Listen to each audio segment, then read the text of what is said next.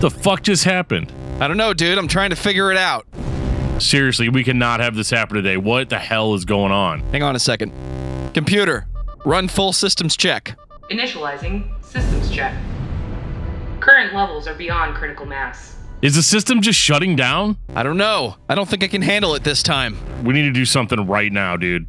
There's only one thing we haven't tried. Oh, no. We're not doing that. Oh, I'm doing it. There is no other way. Just fucking do it. Computer, begin emergency protocols. Execute Plan D. Failure to comply. Implementation of Plan D exceeds current safety protocols. Computer, override safety protocols and execute Plan D now. Whatever you say, Dan. Voice authorization override. Discuss metal, Dan. Accepted. Safety limits have been bypassed. Plan D is now in effect. Industrial December, now in progress. Episode 200, loading. Fetching all files tagged. Roach Rider, for life. Keep it rolling, baby.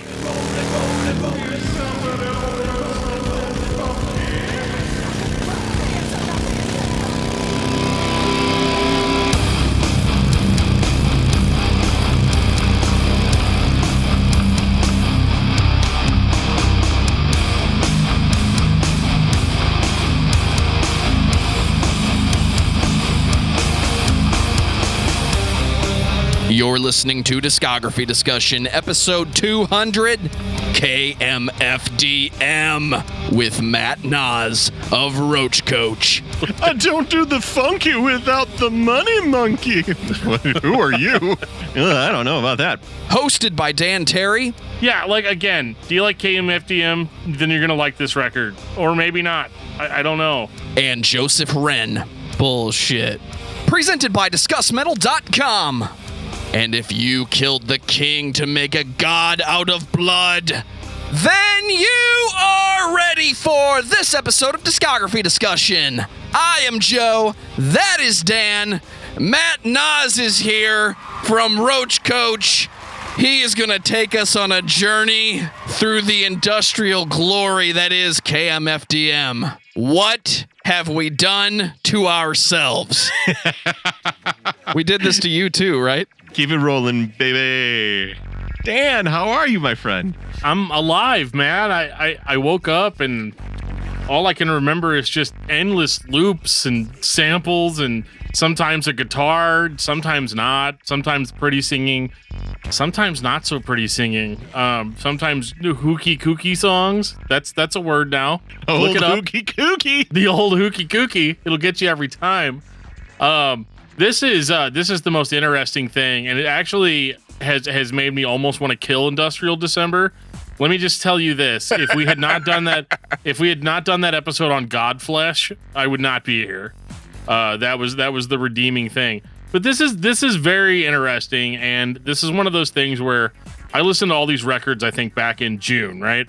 And I was like, I don't want to do this. We've been listening to these records for months. Yeah. Not weeks, not days, months. No, you had to make there's 21 albums. From 1984 to this year, they put out a remix record, so we got off easy.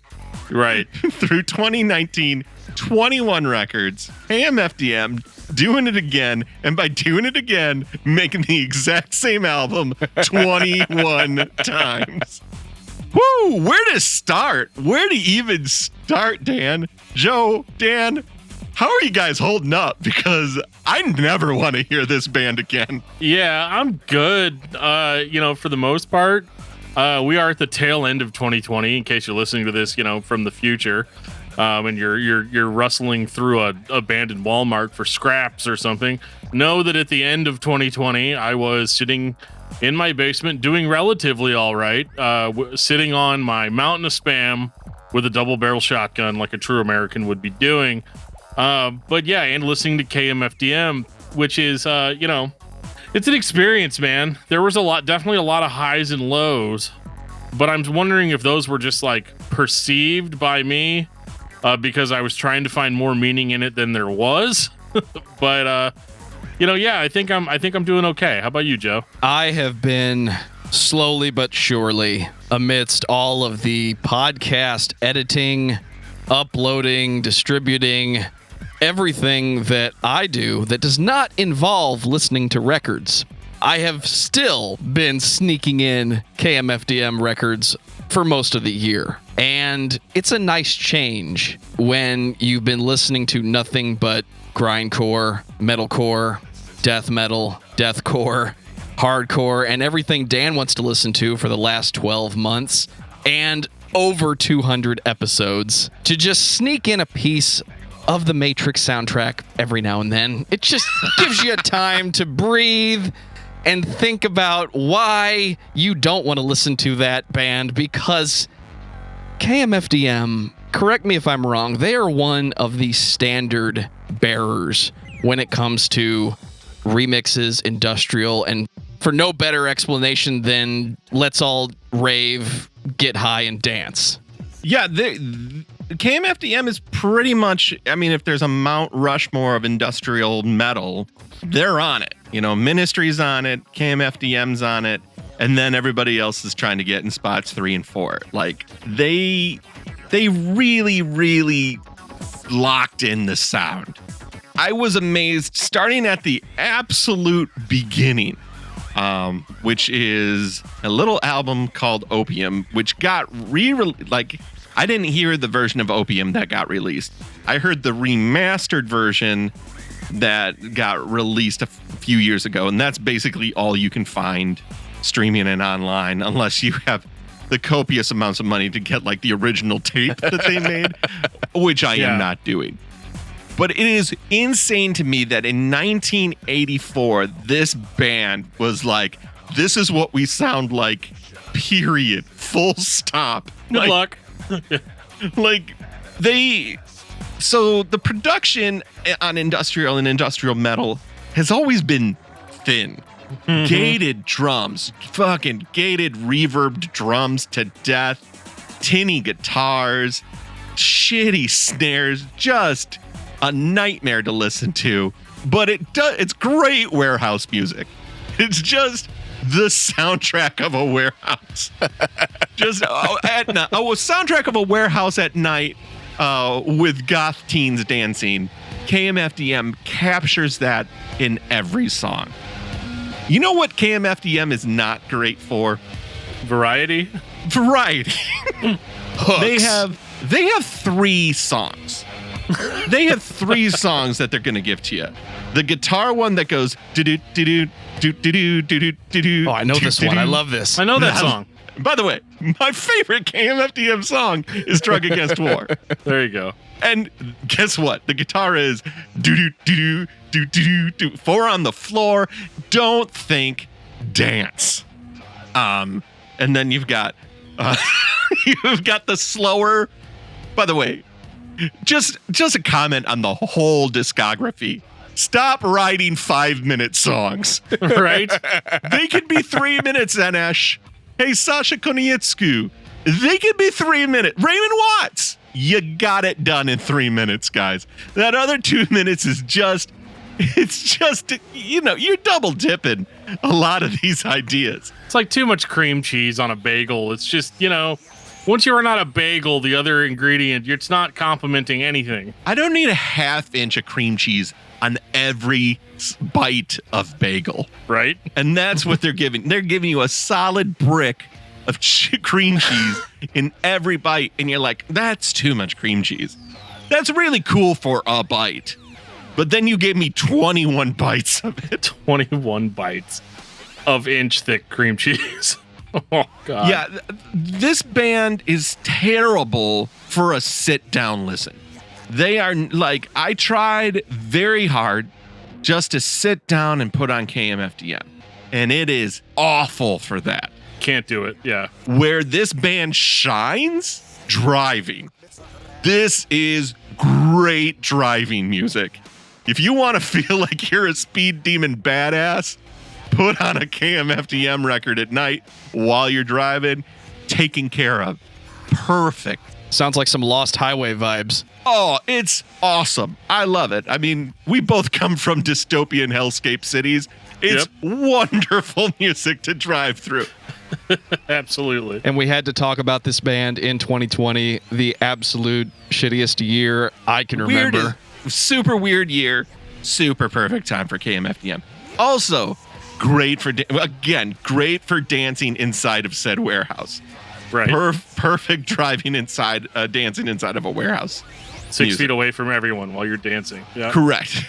Yeah. Well, I on Roach Koach I had mentioned a few times, and I mentioned it on our recent Ministry record when I was 18, and I've always kind of dressed preppy, period, but I went to goth industrial clubs because nobody would care. Like Right. I didn't want to go to, Club La Boom and try to freak on anybody. It was like all my friends were computer scientists and into electronic music. So it was like, we're going to City Club. I'm like, so am I. And it was like, oh, we can just dance. I can just look like an idiot and literally no one cares. Perfect. Just stick an LED light in your mouth, one that flashes a lot, and you're good. You're You're good for days. Yeah, totally. You're good for days. So listening to this whole discography was just a daunting task, to say the least. And then, you have to find the best way to listen to it. I think, Joey, you're right. Like as a spice or a palate cleanser from like some very, very viscerally hard stuff, this is perfect because it's predictable, it's constant, it doesn't let you down. If you're like, I wonder if KMFDM is going to do that song that goes do do do do do, they gotcha. I have the same reaction to Combi Christ. Like, there is no reason why you would sit down and only listen to Combi Christ. I want to meet the person who says Combi Christ is their favorite band, because that person has that constant metronome-like tempo, downbeats happening in their head all the time. I want to meet that person. I want to say hello. I want to say thank you. Sorry I said that your favorite band is not your favorite band before I knew you existed. But sometimes when you need to break through whatever wall you're at, and I know we listen to a lot of records on this show. I'm going to say this a lot tonight. This is episode 200. We thought it would be a good idea to one-up ourselves and talk about more records than we did on the Cannibal Corpse episode. And we had to do it during Industrial December because that's when the calendar said episode 200 was coming out. Up until, I think, I would say up until this episode, Napalm Death was the most, I think, at 14 or 15, and they had like 27 demos before that. Ironically, though, Napalm Death, also a band that if you're only here to hear them do the one thing, 100% got your back the entire time. Like, there's nothing to worry about. It's very interesting to see a band that formed so early in the 80s, started putting out music 1984, still putting out music, just put out a remix album in dub, which is real bad. Not my favorite. Did not listen to it. Oh, Joe and I made the mistake of checking it out. I did check. It's RUFF rough. That sounds like a good pee break for me later. Yeah. Absolutely. Yeah.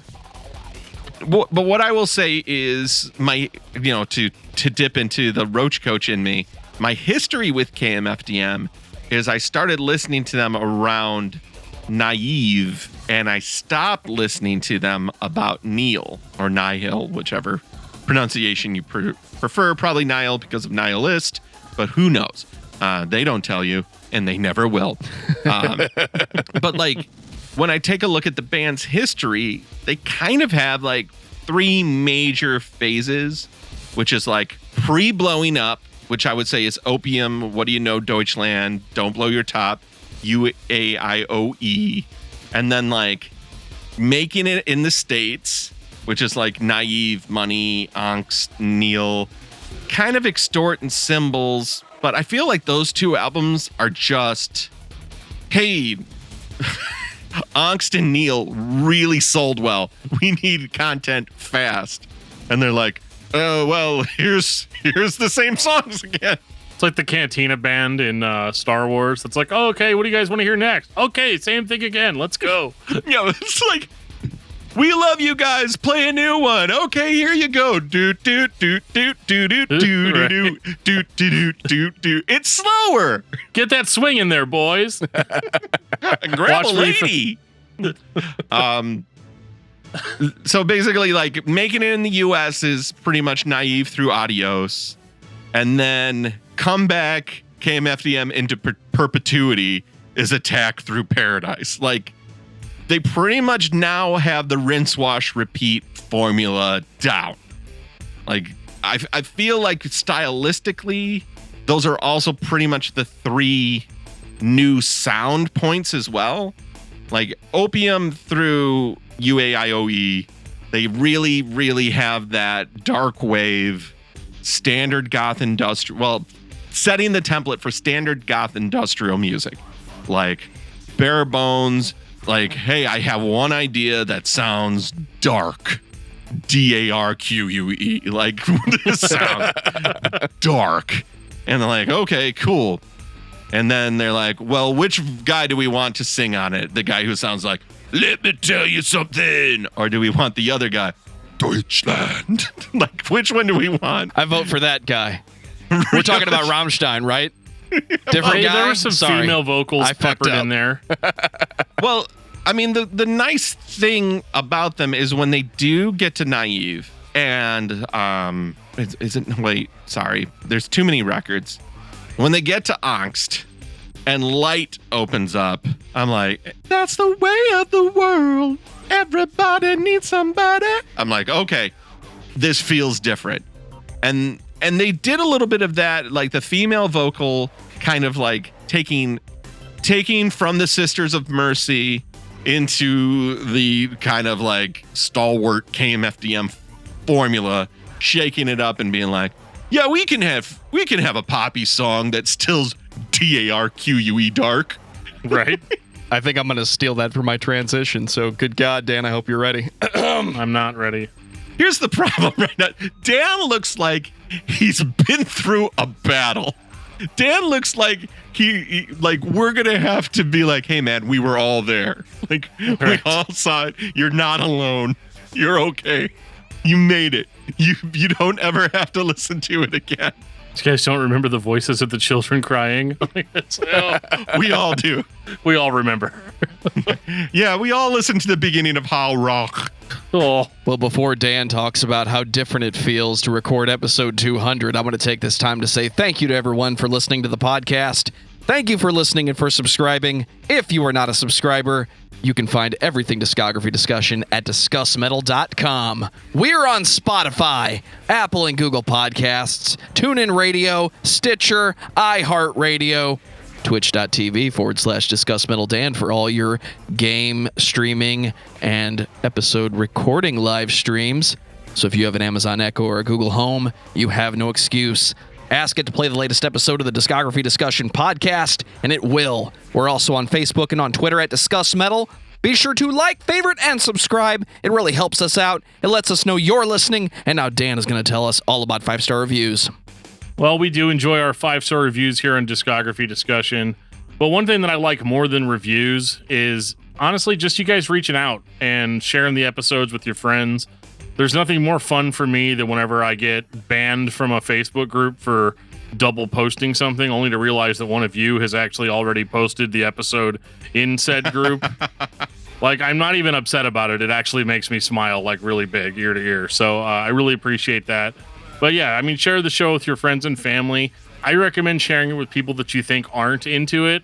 I find that those sort of reactions are always pretty golden. So, definitely make sure to start them with, like, I don't know, like the aborted episode or the... something easy, something accessible. Simple. Very simple, gets the point across. But I just want to thank you guys who do share the episodes and for people that email and send messages. Sometimes getting a good email is the difference between a good and bad day, especially this year. So thank you so much for that. And now Matt's going to tell us all about Roach Koach and what else is going on in Gabber Media. Whoa, buddy. So in December, we are doing a few different things. Number one, we have the greatest gifts. So we are doing 3 greatest hits albums. And They are not necessarily nu metal. In fact, they can be any genre.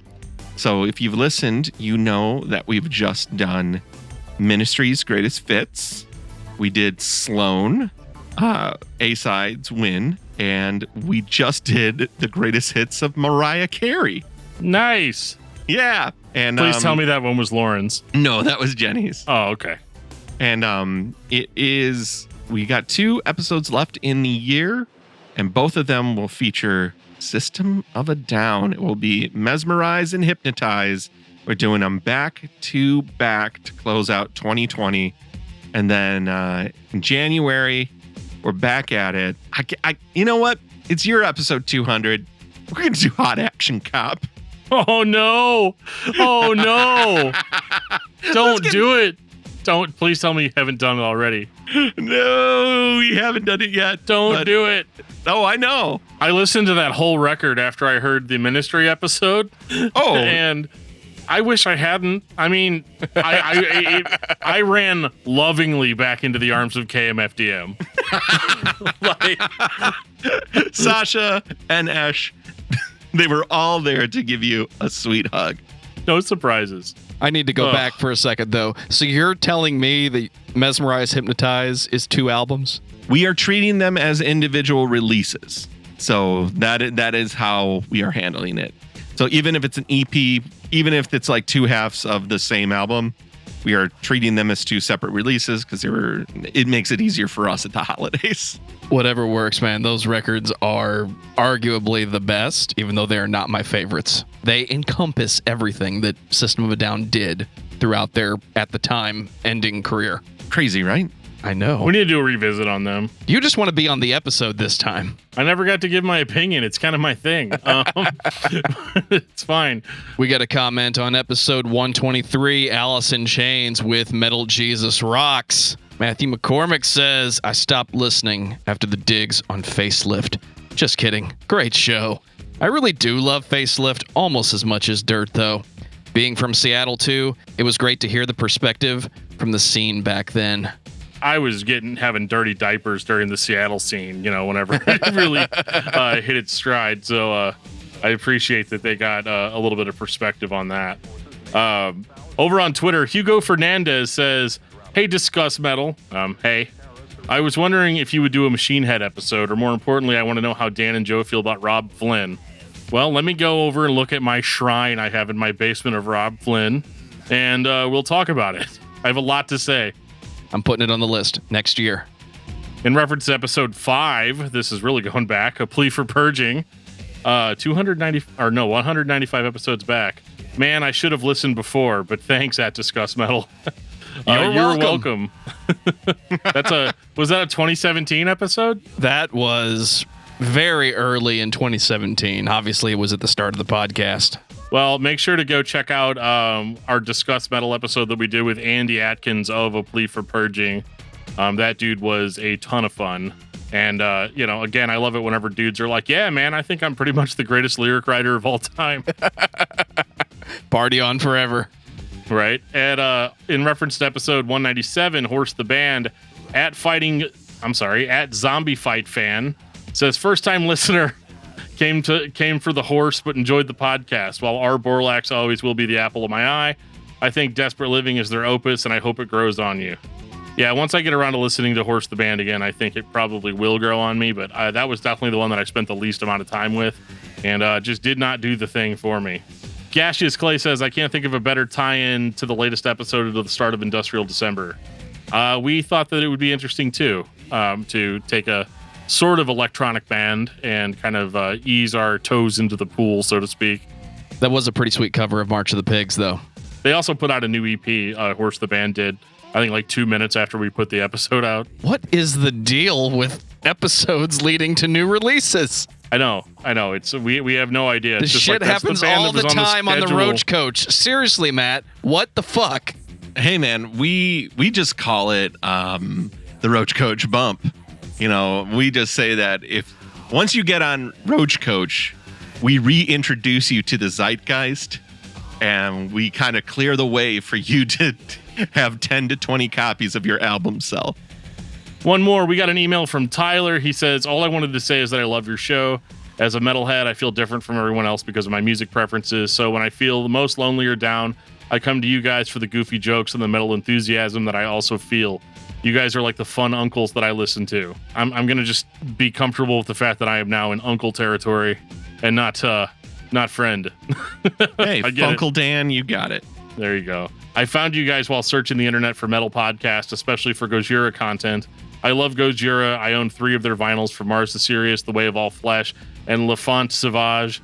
My favorite album of theirs, which also happens to be my favorite album of all time, is The Way of All Flesh. Mine too, not of all time, but by Gojira for sure. Ever since then, I've been obsessed with your podcast. You guys got me into Dark Tranquillity, At the Gate, Soilwork, The Contortionist, and others. You guys also reignited my interest in other bands like Dream Theater and Slayer. 2 very, very far ends of the spectrum. I love it. Absolutely. Whenever I do find a band on my own, I always look at your episodes to see if you guys have had opinions on them. Tyler, thanks a whole lot, man. I was having a terrible, terrible, terrible day at work whenever that thing dropped in. And definitely feels good, man. I appreciate it. I appreciate you. That's awesome. And Tyler's been on the Discord server, so he is in contact. That's always awesome when people find things from listening to your show. Yeah, absolutely. It's one of those, like, because I know sometimes, like, we put them out and basically forget about them. You know what I mean? It is like fly, bird, fly. Yeah. It's like I'm out. It's either like, oh, that was a cool band, or it's, oh, God, I never have to listen to that again, or whatever. But then, you know, people will come back and listen and they'll be like, oh, I never really thought about this band like that before. Or maybe I just needed to hear a joke that day, or I needed to hear something, you know. And so it's super cool. Hey, Matt, have you heard this album Strangers Only by My Ticket Home? Oh, yeah. Yes, I have. So have I. Thank you very much. You're welcome. Yeah, you God, guys that record fucking owns. I love that record. It so fucking good. does. It's so good. How can people find our Discord server, Dan? Oh, well, there's a link in our show notes that'll take you to the wonderful world of Discord. If you go in, you're going to show up on the landing pad. There are definitely other categories that you can post in besides landing pad. I'm not complaining. I just want you to know. I'm going to say it one more time. It's episode 200, guys. We've been doing this for quite a while. Matt, thanks for joining us. Whoa! Keep it rolling, baby. Here's to you. Here's to our listeners. And for God's sake, if I'm going down, I'm taking you with me. Here's to you. Woo! So, Matt. Yeah, buddy. Tell me about KMFDM. Oh, where to begin? 1984, Opium. It all begins in 1984 with a little guy named Sasha Konietzko and his buddy Anesh and a guy from Britain named Raymond Watts. And they were like, hey, do you have a synthesizer? Yeah, I do. What can it play? This. Oh, why don't we record that? Cool. I guess the album's done. Opium. Oh boy. So, like I said, it was the first time that I had actually heard Opium was when we listened to it here. And wow, the clarity of form and structure right off the bat. This is a band that had no growing pains. They came out fully formed. Love them or hate them, Opium is a KMFDM album. It's not like Ministry where you hear With Sympathy and then you hear Land of Rape and Honey and you're like, huh? What happened to Ministry? This is like, nope. This is who we are and who we have always been. It absolutely is a KMFDM record.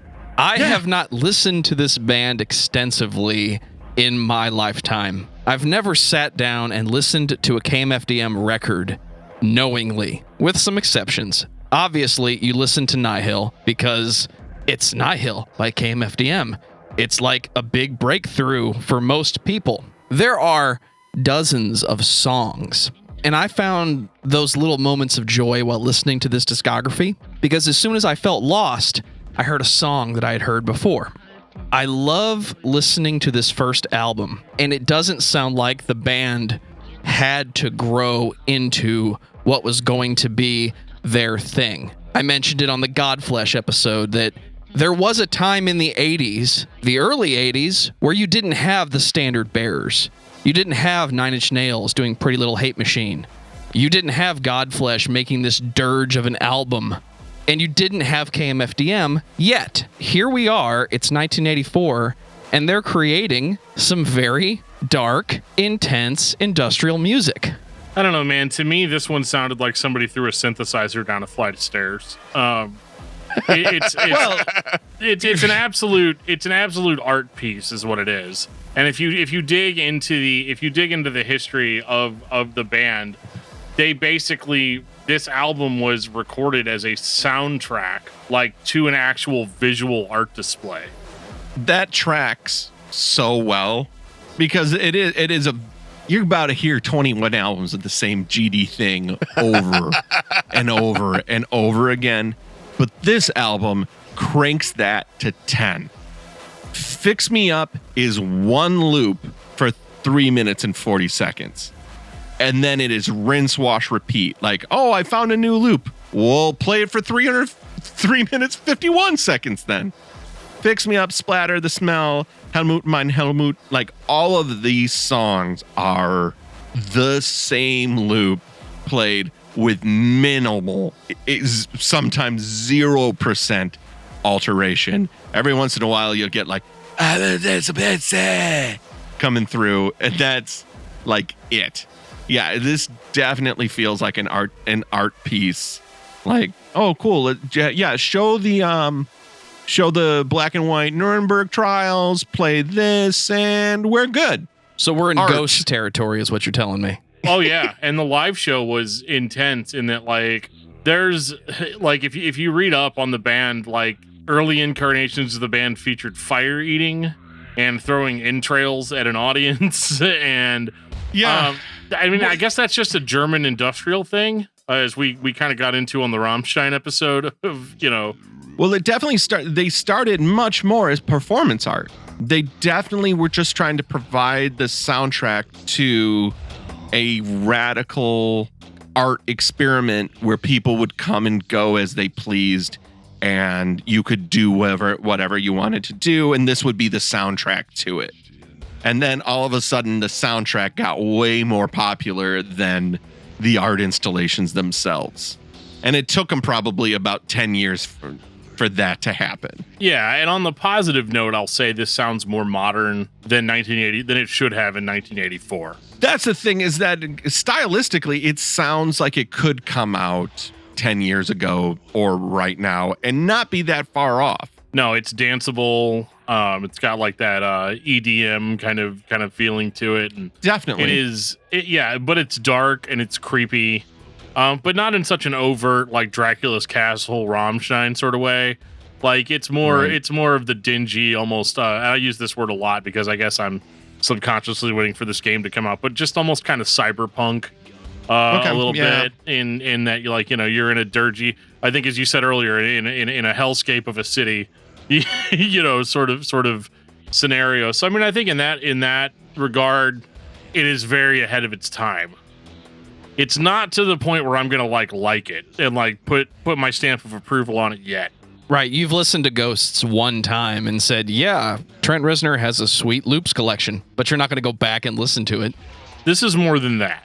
I understand what both of you are saying, because there is a piece where the bigger bands than KMFDM tend to make the things that KMFDM does sound better.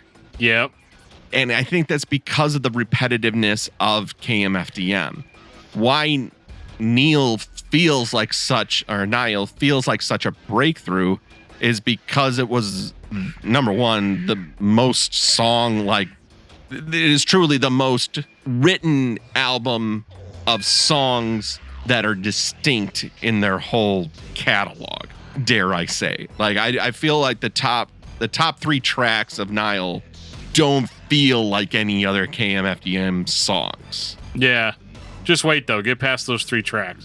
Correct. And then I mean, obviously they have their bag of tricks, but the thing is, like, people, they're such a touchstone that it, you know, I mean, I think of like Front 242, I think of Nitzareb, I think of like the other industrial bands that were floating around in that time of the early 80s, that early Wax Trax stuff, and KMFDM was doing better than they were, I think. and doing the style better. But then their Achilles heel appeared, which is they aren't terrific songwriters. Yeah. They can get a hook. They get hooks every once in a while, and all they know how to do is repeat the hook. Just do them to death. Yeah. Yeah, there isn't a, and I feel like you see that over and over and over in this discography, where it's like, again, I go to the albums I know really, really well. When I go to Naive, I'm like, okay, perfect. Hey, we're here. Go to Hell. Great song. Virus. Yup. I know what's going on. I know what's happening, but there is I can't tell the difference between Achtung, Frieda, Liebesleid. I can't tell the difference in any of those songs. I couldn't tell you how they went at gunpoint. Isn't that a quality of classic industrial, though? It's not about the song. It's much more about a mood, and it's much more about, can you move to it? 1986. What do you know, Deutschland? I'll tell you what I know.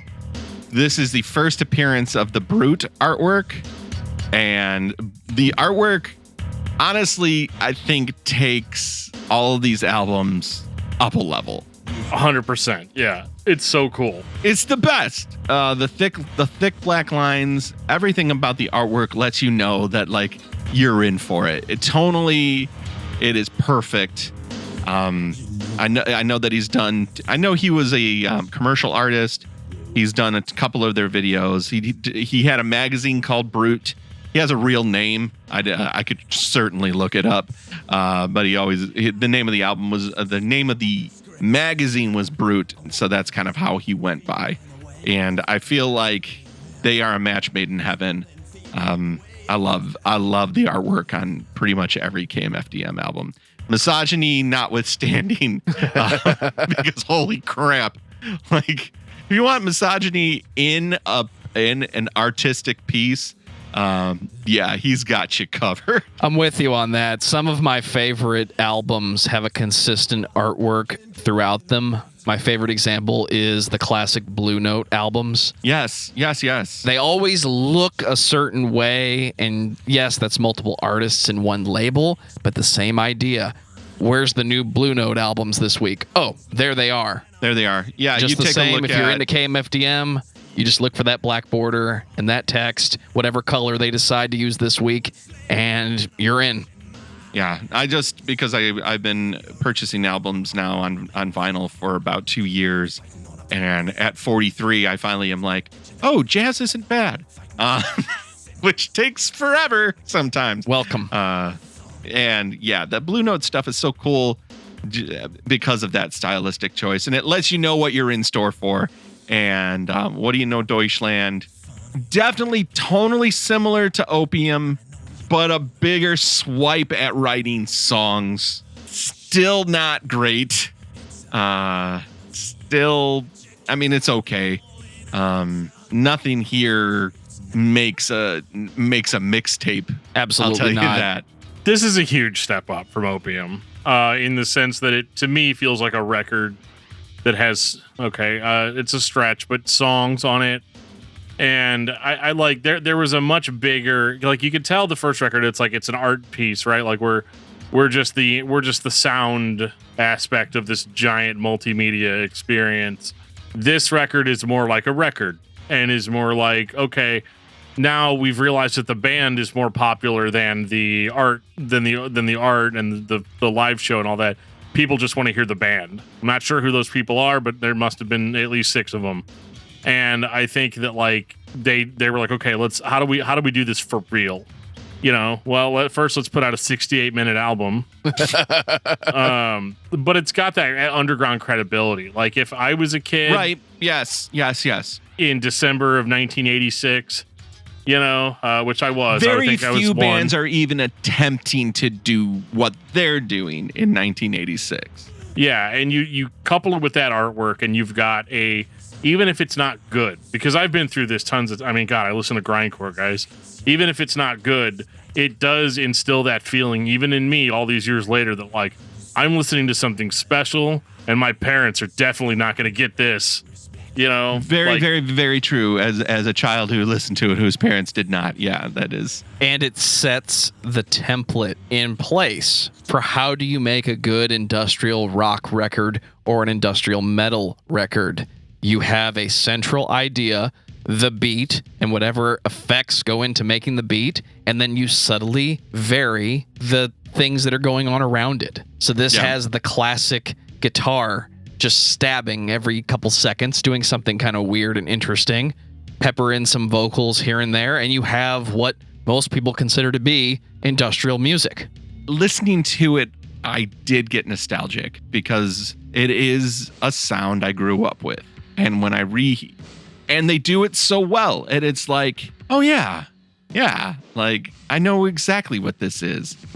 I know this feels like an old shirt that actually fits. Like, there you are, buddy. Missed you. A comfy pair of shoes to walk around in. Like, yeah, everything's still there. But the songs are so long. So long. I mean, just to the point of I didn't make it through this album. I got maybe about 4 or 5 tracks in before I was like, let's see how they innovated on the next one.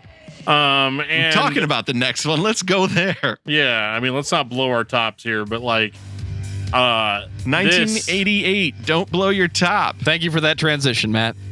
God, did you guys like the last record? I actually did. It very much is a rinse, wash, repeat with there's subtle things that they start adding in. The Raymond Watts inclusion in the early 80s stuff into the end of the 90s. Raymond Watts is probably my favorite KMFDM vocalist. I think his Pig moniker and the stuff that he was doing as Pig holds up fairly well. He has a definite sneer to the way that he presents his vocal stylings that I still to this day like. And to kind of hear them in these records, I was okay with. But again, I feel like they know what they're doing as a band, but they don't know songcraft well enough to create an industrial hit. I love listening to these types of industrial albums, especially from the late 80s and early 90s. It's unfair to KMFDM that my standard of what industrial should sound like starts and ends with 9 Inch Nails. It's Pretty Little Hate Machine. It's the Downward Spiral. I love that you're adding little to Pretty Hate Machine. Just that brings me so much joy. That it's like Pretty Little Hate Machine. I do it all the time. It's wrong, but I can't help myself. Honestly, you've said that so many times now, I kind of forgot that the little isn't even in there. That's kind of funny. My point is that you have sounds that only seem to exist at this time in music, whether it's indie or mainstream. There's basically 2 synthesized drum sets that you have heard in your life. Whatever KMFDM is doing in 1988 and prior, and everything that was being done by every hair metal band ever. That's it. Those are the synths. I find it interesting that a band that uses synth to this degree is not more melodic than they are. There is a little bit of melody on this record, kind of stood out to me. It's not a lot. This band is still, for whatever reason, despite the genre that they are in, do seem to feel like they just want to keep it hard, as much as they can. However hard translates into electronic music. I personally sometimes have a little bit of trouble following that unless there's more guitar. And the guitar that is in KMFDM is not, at least on not this record, what I would consider to be hard rock guitar, or something that my ears are used to following. But I think it's interesting. I think Joe described it well with stabs. Mm-hmm. It is a stabbing guitar. It is like 3 chords. Doo-doo, doo-doo, doo-doo. It is very stabby. I can't stand how thin it is, though. Like, to me, it's like whisper thin. Oh my God. Like, I can't, like, for a guy that's kind of a meathead, I mean, I'm definitely, to keep this 80s, I'm like, where's the beef? Like, 100%. Very nice. Even before your time. Do you like squawk and treble? then you're gonna love these guitars. All right, Oh, Matt. my God. I got an idea. We're gonna just not use amps ever. Just plug everything directly into the PA. Perfect. Yeah, like, Flashing back to Ganglia right now. I love that. Oh, it's Matt, like, you haven't heard Ganglia. No, I've not. We'll talk later. Expect a Google Drive file to appear at some point in your messenger. Yeah, it definitely. Yeah, everything's direct. They're just like, we have one mixer and 2 mics and 2 singers. So guess what, guys? Plug Yeah. that shit in and see what happens. It still sounds better than Mushroom Excuse me. Head. We have 1 mic for the live drums and 1 mic for the singer. Oh, yeah, this is fine. Like, I totally get why if they had, well, the fans that they had at the time, they definitely kept. There was no, this band was never going to sell out. And I think even when they did, they didn't. And here's the thing. There is a wry sense of humor, a very German sense of humor that really keeps appearing in their albums, but like No Meat, No Man is like kind of like how Rammstein plays with hypermasculinity. KMFDM plays with masculinity, political identification, social issues. They play with all of it, and they do it with this bravado and machismo that is like fully unearned from the nerds that they are. Oh, yeah. But I do think that they're clever, and that's the thing that I'll give them over some of the other industrial bands, especially like with Ministry. Ministry, unfortunately, we went through it for like 2 hours, and there's some stuff I definitely like from Ministry, but I always felt like this was a dude that thought that he was way more clever than he was. Whereas you look into something like KMFDM, where like they are clever on top of clever. Like you have that kind of like ultra, like if you were a meathead and you were listening to it, you wouldn't get the joke. But if you're not a meathead, but like it's fine for you. But if you're not a meathead and you kind of dig into the lyrics, which I didn't, I'm not going to lie. But if you dig into the lyrics, like at least the stuff that you can hear, there is a subtlety and a sort of cleverness there in some of the wordplay. But I think it's a disservice to it because they'll take sometimes that hook that they come up with, like we said earlier, and they'll just beat it into the ground to where it almost becomes not clever. It goes from being like, oh, that's really funny, to you guys get it? You got it right? Did you guys get it? And they're hoping to do it long enough that it's funny, not funny, hysterical. Yeah, and it just doesn't. And sometimes it doesn't work. It doesn't get more from me other than like a.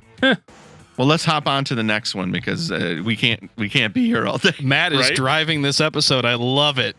Is this an actual word or is it just the vowels in a different order? I always put it as the vowels in a different order. UAIOE. 1989. Probably the first real song that I heard from them was Rip the System off this album. Black man, white man, rip the system. And here's my other favorite thing. That appears in like 27 other KMFDM. Oh, yeah. They can't get past it. Once they figured out KMFDM better than the rest, KMFDM, doing it again, those are in like 70 songs. You said it earlier. This is the first era, the first sound, the late 80s, early 90s. It all sounds like this. This is what you want it to sound like. Cosmetically, it sounds like other stuff that was on the radio at that time. You know what? I put this on when I want to see 2 Highlanders fight in a parking garage. I mean, this is perfect. Blade is going at it. Perfect. But in turn, Virus is from this record. Virus is in the other one. Virus gonna kill you. Perfect. Perfect, guys. Song written.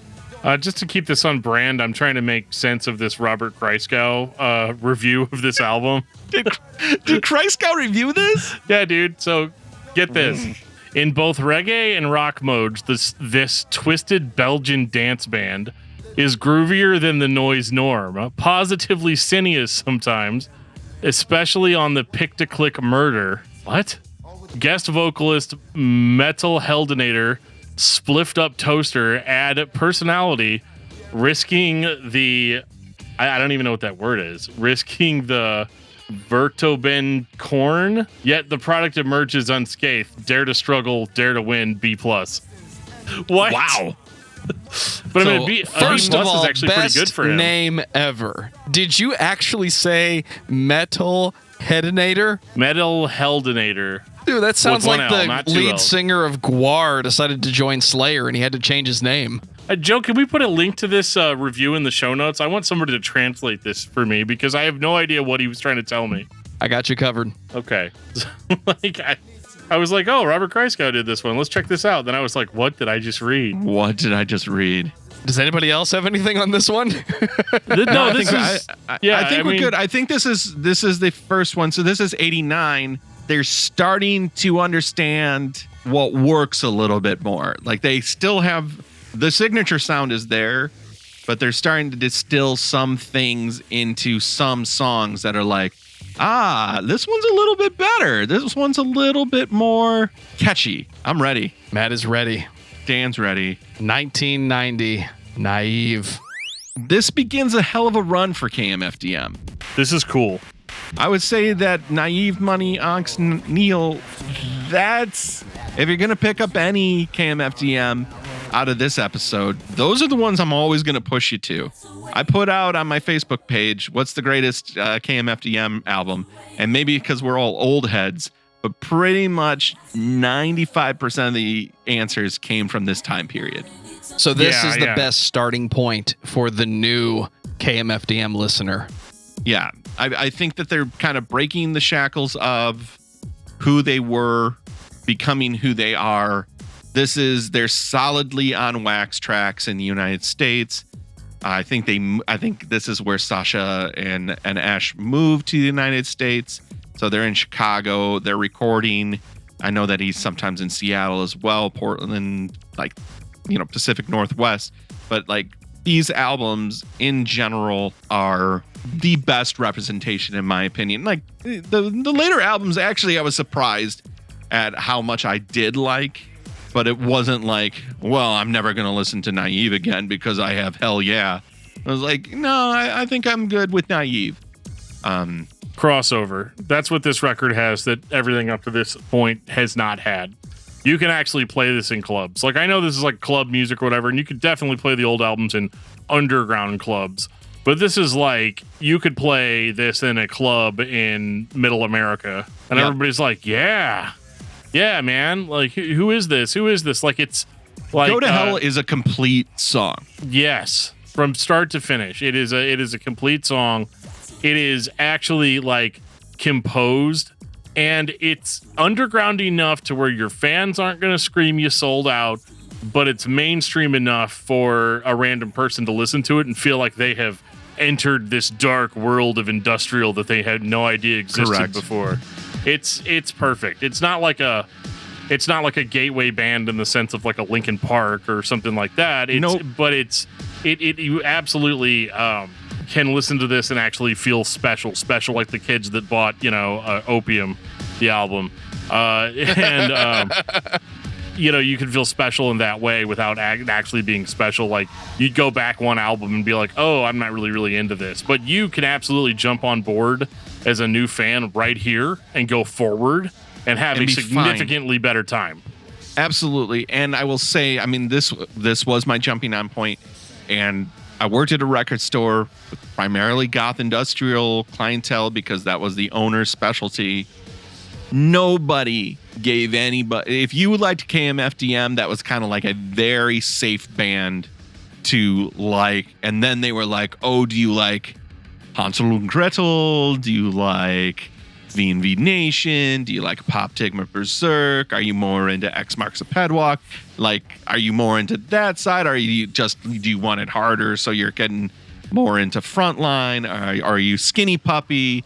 Are you more of a purist? You want noise and bones, so you're with Ogre over here? But it's I've always felt like KMFDM is a great starting point. Joe said it early, 9 Inch Nails kind of overshadowed them because his songcraft was better. He took the trappings of synth pop put an industrial flair into it, and took all their goddamn money. And Trent Reznor's guitar had beef. Exactly. That's a big thing for me. Beef. It wasn't recorded through tin can in a hallway. It might have been a couple times. Hold on, guys. I think somebody cut the yarn. Oh my goodness. Yeah, like it's the most enjoyable album. Yes. To listen to at this point in their career, in that you can just listen to it. I don't know. This is the first one I didn't have to put myself in a certain frame of mind. No, this is it still holds up. It's a good record. Great to drive to. Great to work out to. Kind of keeps you going, keeps you moving. Sasha's on this one because he's on all of them.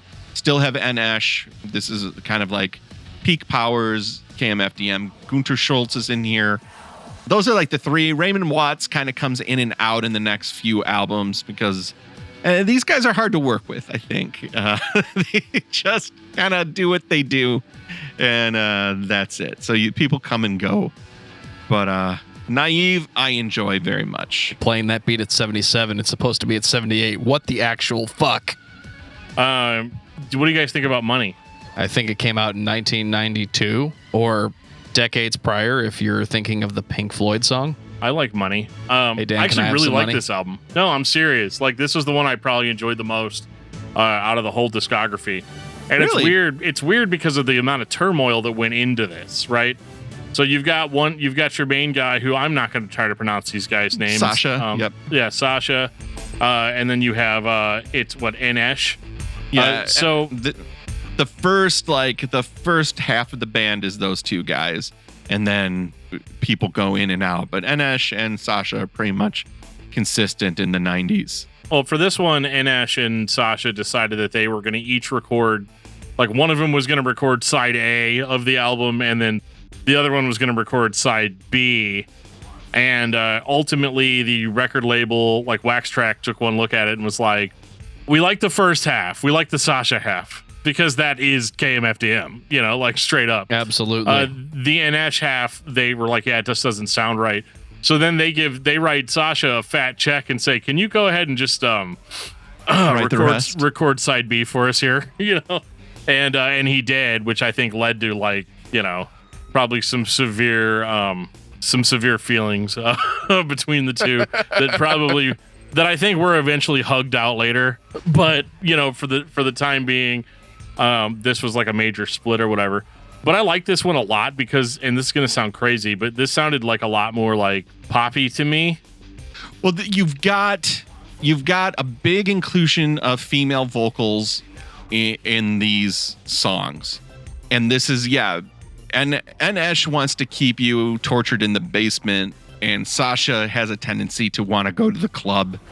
The club has chains, but it's still a club. We'll get to the torture, but let's dance for a little bit beforehand. Exactly. Yeah, he wants that dark wave goth industrial club feel.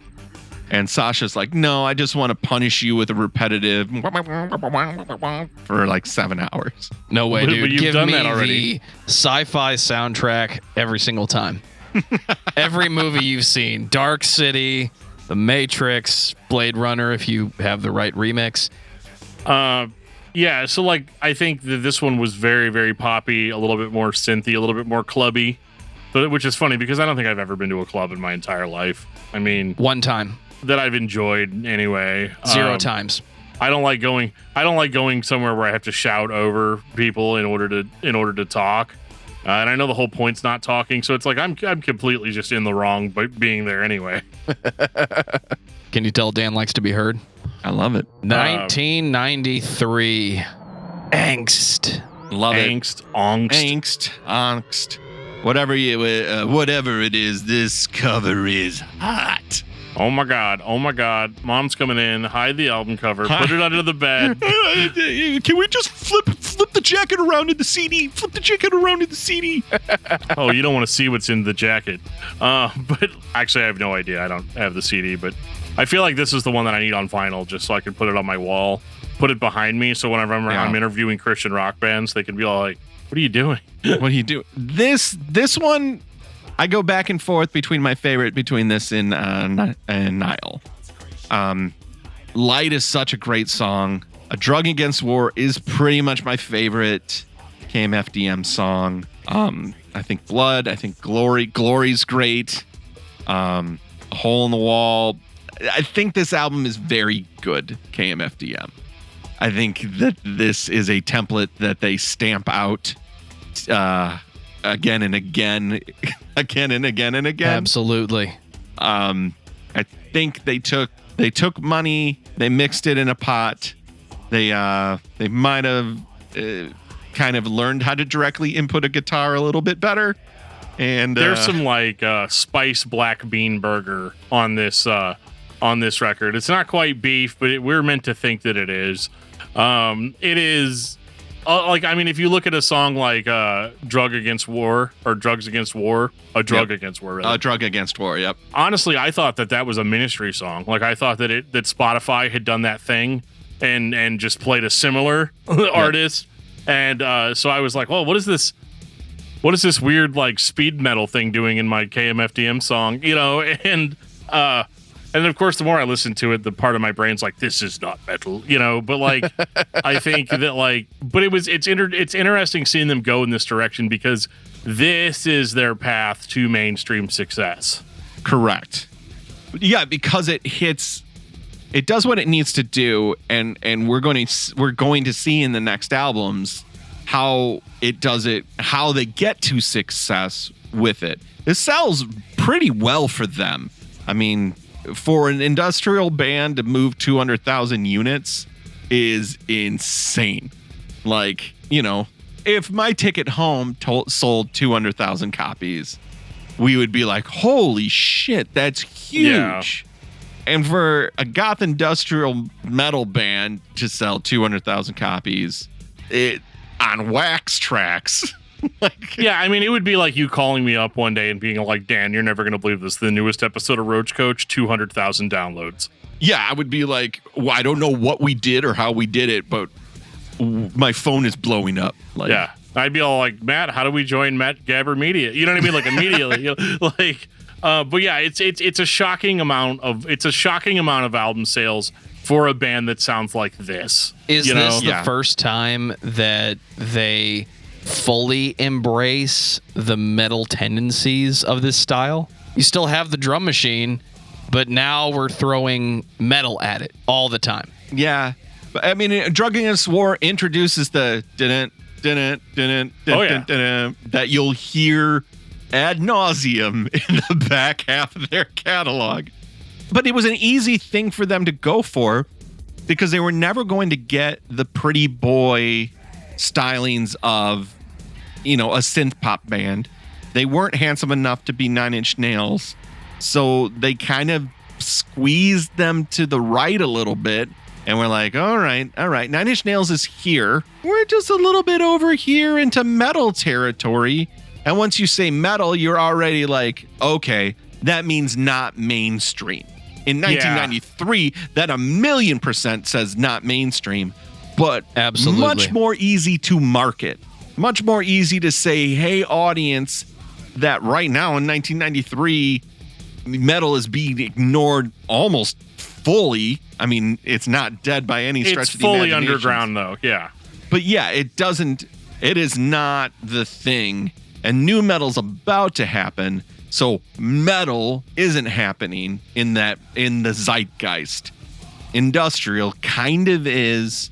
And they're like, hey, here we go. Perfect. We don't have to have you in the zeitgeist. You're not alternative. You're not alternative metal. You're not grunge. You're not grunge. You're industrial metal. Here we go. We got guitars. You like guitars? We got guitars. You like riffs? Listen to a Drug Against War. Yeah, you like riffs? Listen to a Drug Against War. It's the only song that sounds like this on the record. But as long as you buy the record, we're okay. We're going to put that on the compilation for sure. In a few years, you are going to buy a record that has a song called Du Hast on it. Yeah, exactly. But it was like the seed was fully, like the seed they planted earlier fully came to fruition with this record. And you could see, oh, okay, everything about this album makes sense from what we've heard before. And the reason they did this, they went for the guitar sound over and over and over again, clearly that was the magic button that you push and you move 200,000 units, you know? So like, Right. It makes so much sense. Like if I pressed a button and, you know, $12,000 fell from my ceiling, I would just be like, oh, okay, maybe it's stuck. Boom, boom, boom, boom, boom, boom, boom. So I get it. It's not like the most creative decision, but at the same time, it's a decision that totally makes sense coming from a guy that's always just trying to make it and hoping people like the thing that I do enough to keep letting me do it. Yeah. So like, I totally get it. And I think this band also is creative in different ways to where they don't necessarily have to rely on the music itself. I think this is a band that's like, well, if people really dig into the lyrics and see what we're really saying, they'll be on board. And the self-awareness of sucks is funny. But then to finish with the problem, if there's a problem, there's a problem with the system. They are still fully themselves. They might tweak their sound and genre a little bit so that they can move a unit. But like they're the KMFDM-ness of them always comes through. Yeah, I mean, they're still the kid. Like, you can give them... I don't know if you guys watched Cobra Kai or not on Netflix, but like the funny... show. You have that super, super nerdy guy that just gets the crap beat out of him the first time he shows up, and they put him in a mohawk, and they give him a total makeover, and he's like this badass or whatever. But when you're looking at him, you're like, this is still that same kid. That's kind of the same thing with this band. It's like they've dressed themselves up with heavy guitars and even maybe try to make us think that there actually is a message to their music, although I'm not convinced that there actually is. But I think it's a lot of wordplay. And I think they also, like, especially for like the metal stuff, I think they just looked promptly over to the street at Ministry and was like, well, what are these guys doing that's making everybody tell us that Al Jorgensen is like, you know, farts lightning and shits thunder or whatever. Like, how do we get that sort of badass notoriety? And they did it, you know, like Al pretty much abandoned form when he got to Filth Pig. He was like, I can make those records in my sleep. I want to do something different. And good for him. KMFDM went, hey, well, you know, we could do it. Yeah. Check this out. It's called, and guys, just so everybody knows that we get it, we're going to call it angst. Next up. Matt, are you ready? I'm ready. 1995. Nihil. I would say it has their biggest hit by far with Juke Joint Jezebel. Absolutely. Which has never been my favorite KMFDM song. Agreed. I understand its appeal and the use of it. Oh, yeah. I mean, God, that movie scene still, I believe, was Mortal Kombat used it. Yep. It totally makes sense. But I think Ultra, still a great song. Juke Joint Jezebel, a very solid KMFDM song. And Flesh is probably top tier KMFDM. And these are three songs that really are the KMFDM breaking style, while at the same time completely within their wheelhouse. But I don't think there's three songs that sound like those three in their discography up until this point. No, this is angst. This is angst done better. This is like angst is proof of concept. Hey guys, we're this band now. And oh, cool. Yeah. Nihil is like, okay, so how does this band write songs? You know, like where do we really go from here? How do we keep up the same momentum? We got to have heavy guitars. We got to have faster paced music, you know, and this is also not as concerned with dancing as much as previous records. This is where I really started feeling like the band. I was like, okay, so they're going to see this rock thing through now. Yes. And to great success. And I would say Juke Joint Jezebel, it's the first time that we've really mentioned this, but like this band has been remixed to death. Like you think there's a lot of studio albums. We would be here for the next 7 months if we talked about all the fucking remix albums. All right. Live stream. $1,500 a month on Patreon. We'll bring Matt back. He'll get a cut of the cash. It'll be worth it for everyone. Worth it for everybody. But yeah, I mean, like, there's so many remix records from them. There's so many remixes, period, of this band. But Juke Joint Jezebel, because it was featured in Mortal Kombat, got its own remix album. That is to say, like, all of their it's like a platform, that how we talk about a platform now, where it's like they gave everybody something to work off of, and then it was like, hey, Frontline, you want to do a remix? Sure. Hey, Severin Nayarb, you want to do a remix? Sure. Like, they basically, hey, everybody on Wax Tracks, you do a Liebach, do a remix. Guys, everybody do their homework. I need you to hand in your KMFDM remix by the end of the day. Oh, man, I don't want to do. Dude, just shit something out. It's fine. Can I put this song in the Ghost in the Shell movie? You know the funny about Flesh, though? Flesh is the first KMFDM song I ever heard. Okay. That's the only reason this band made it on the list, because I thought this was a totally different beast than what I was getting into. Oh, God. Because I was all like, yeah, I remember that song Flesh. It was pretty banging. You know, like, it's heavy. It's got some cool, like, almost techie guitar work in it. Like, yeah, like more of this. And I had the same experience with Ministry. So imagine me going back and listening to their first album and being like, what happened here? What is going on? What was happening? Yeah. But yeah, I think this band has a horrible... They have kind of contributed to the whole... I bought this record because of the single, only to discover that the single was the only song on it that I actually liked. Sounded like, yep. But at the same time, the stuff that I liked about Flash, like the heavier songs that were on Nihil, when you get to Extort, it's like, okay, this is the good stuff. Like, you load up the song Apathy, and you're like, okay, these guys are serious. Isn't this what happens to most industrial bands or even electronic bands, where somebody somewhere who doesn't buy the records and go to the fucking parties and blast the shit on repeat hears one song that sounds kind of cool, and then they call the band up and say, hey, can you remix this? I'm going to put it in a movie. And then all of a sudden, you're the biggest thing, and now you have to deliver more of that. Yeah. Well, I don't have too much more to say about Nile, so I think it does make sense to head over to Extort, because it's obviously through chronology. It is next. It does make the most sense, yeah. 1996. Extort with an X. Because it's the 90s. That's and if right. it was It's two X's, it would 1996. be straight edge, right? That's correct. Just no beer, no drinking, no sex for KMFDM. I don't believe that for a minute. Anish likes. I'm a mess. Well, we're not saying that you have to. That's correct. Let him live his life. Exactly. So now we are in. So now they're kind of trapped. I think they've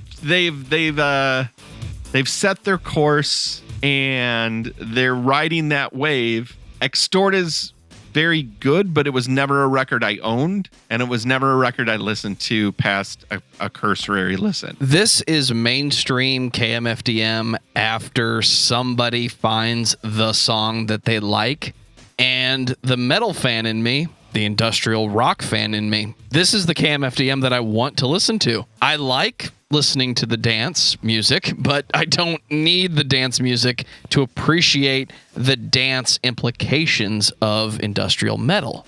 Ooh, the dance implications. You like that, did you? All right, I respect it. Anybody else think the song Apathy just sounds like Motorhead? Because I'm listening to Motorhead right now. And I'm not upset. I'm never upset when I'm hearing Motorhead, but it's just one of those, like, it does seem to me that they are starting to lose a little bit of their identity here, just because like they're leaning so heavy into the rock direction that you kind of like, this is where the underground fans that have been there since Opium are like, okay guys, we're like, when are we going to get back to the good stuff? Isn't this the one too where they were a little disconnected again? Like, I know that they're going to break up real soon. like it's coming, so it's not too big of a surprise, but I feel like this album was very rushed, and I mean, this is just a year after Nile, so yeah, they're making an album a year right now, so quality control is gonna start to slip. And I think that kind of takes us into Symbols. Yeah, Matt is just trudging forward. Well, no, it's for real though. There's nothing really to extort at all, honestly. No, I mean it's fine. Like it's literally It exists. fine. It's a thing that you can buy and listen to, and you might like it. And keep in mind, Symbols is not actually the name of the album, but everyone just calls it that because it's literally just a bunch of cymbals. Shout out to WD Not like Gaster. cymbals on a drum set, but like, yeah. 1997. Helping you out, Joe. Thanks, Matt. Symbols. Okay, Megalomaniac starts this album, and that still is a goth industrial dance floor staple. You're no Jesus. You're no fucking Elvis. No, that's not the same. Never mind. Oh my God. I like that song. I'm okay with this record. At this point in my life, my tastes are changing. So I'm not. So I like this little band. I don't know if you ever heard of them. Radiohead. They're the greatest. This is me in circa 1998, 1999. They're the greatest band that's ever been. My farts smell like delicious strawberries. Hey, Matt, 2003, Dan called. He said, listen to Zayo. Or the Bends. You can listen to the Bends. You can listen to the band. Hail So to my the Thief, tastes are yeah, changing. yeah. I'm not giving this too much of a chance, but Megalomaniac is still a hit. Absolutely. But it's too long. 6 minutes. I think I know why, though. I think this again is where they are at their most mainstream, and now they've got all these industry people being like, you know what, do whatever you want for the other 9 tracks, but we need a hit. Yep. Don't call me until you have a hit. And they're like, oh, what is that guy's problem, man? It's like some sort of megalomaniac. Hey, wait a minute. There it is. like That's a good song title. Yeah, and so like, yeah, man, you'll get your hit. You'll get your hit single. But yeah, the rest of the record is understandably not in the same vein as Extort, but it's not like what I like. I'm beat down at this point, man. Like you guys are really running the well dry. Like you're squeezing mud to get drips of creativity out at this point. Yep, 100%. So I think it's time for a break. It's time to say adios. 1999. Adios. Goodbye. I was like, oh, thank God, it's over. But then It's not over. And then we're just then it's halfway not, through the yeah. discography. We're halfway there. Oh. Shit, give me Yeah. a second. I literally Joe's getting wasted on Jaeger. I literally told Lauren like an hour or two before we did this. I was like, all I have to do is stay alive to the end of the episode. Like that, we've got this. We've got this in the bag. So we're back to being electronic. A little bit more, like, oh, look at what we've done. Let's have a little nostalgia in a record. Let's call Ogre over. Ash, one last run at the boards, buddy. Let's do this. Shit, Columbine happened. Fuck. Yeah. God, So before son we of a go bitch. that direction, Matt, I want to ask you, were you still active in the industrial scene at all? Would you still go to the clubs even though it wasn't your thing? Yeah, so in 99, I would still say that I would go to City Club. Absolutely. I would still be there, but there was a tonal shift happening again, away from, especially in the clubs, away from industrial metal and more into intelligent dance music. Whoa, what a terrible title. Was it intelligent? No, I mean, stupid. I mean, but it was definitely heading towards this V&V Nation sound, like this new dark pop sound. That's what was starting to take over. There was a lot less KMFDM sound, a lot more. I don't know if you've ever heard Empires by V&V Nation. I don't suggest it. I still like it, but it's a lot of bloopy boys, a lot of bleepity blops, and a lot of smooth singing. I only come here seeking peace, like that. Like, oh, okay. So if you were like, whoa, that sounds like something I want to hear, V&V Nation Empires. But if not, give it a skip. But that was starting to really, really take off. So there was a lot of, I like a band called X Marks the Pedwalk. I like a band called Hajab. There's a lot more of that starting to creep in, which is straight electronic, but not techno. and not EDM like this other thing that's aligned a lot more with goth industrial, but isn't really goth industrial. They probably tried to put cyber on it for a while. That never really flew either. Shout out to cyber goth. But like that type of thing, like it never really took hold in this. Not that I was even a member of the scene. I was just a guy who went to the clubs and danced. But like Wolfsheim, all those types of like much softer. You're getting away from the harder edge. Everything's becoming much softer or much more punctuated by arpeggiators than you're going to hear riffs. So the subgenre was changing.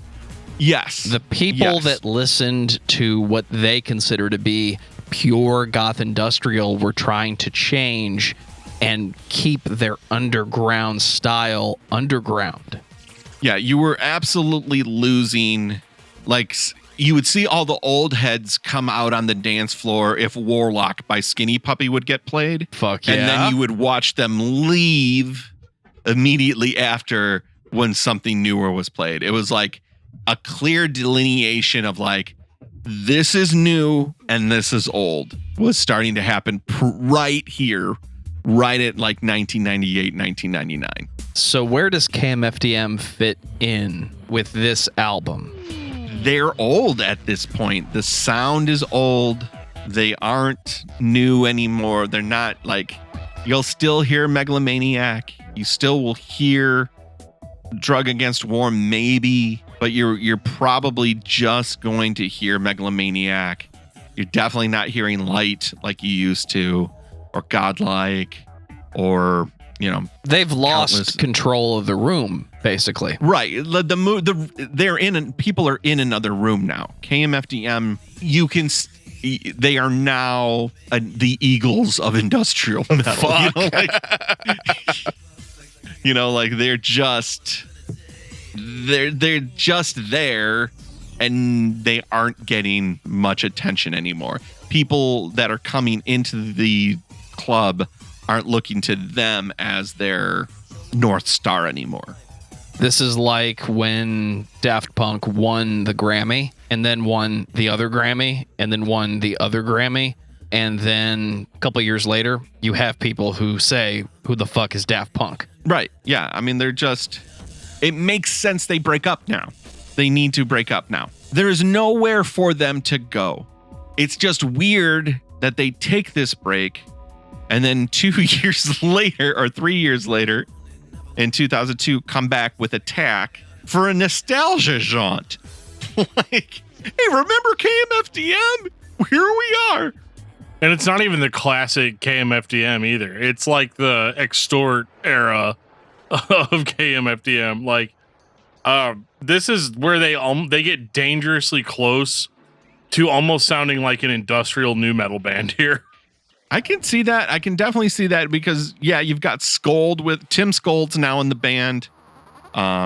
Sasha's still in the band, but N.Esh, who's kind of your dark wavy guy, he's gone. Bill Reiflin's in the group, which is a good sign, and Raymond Watts is still singing, but you've got some of the old guard, but you got this new wave coming in, and he hasn't gone back to the dance floor yet. He's like, I need a car payment. Let's I gotta make this car note. Let's crank out another one. And you know what? KMFDM doing it again. A treat for the freaks. Truth or dare. It's fine. Again, I think I'm probably gonna say it's fine to every album past this point because they all sound the same to me at this point. I like this change in 2002. Similar to what happened in 1993 and 1995, you changed just enough and incorporated just enough metal into industrial. If I was a fan of Nine Inch Nails, which everybody was, thanks to Head Like a Hole being on the radio every single day, this has more of a dirge quality that I haven't heard up until this point. And I use that term very loosely because the band does not in any way, shape, or form dirge the way a Godflesh does. No, not at all. But they have that same slow down feeling at first. Then they remind you that you're listening to KMFDM, and they take the speed up, and they give you that sound, that beat, that drum machine that you expect when you're listening to KMFDM. It's unique enough that it doesn't sound like something that the Crystal Method would do later on. I will give you that, and I do believe that that's why this lends itself well to driving, because it is propulsive. Like everything about these records in the second half of their career is very forward moving, just not stylistically. Just you know what I mean?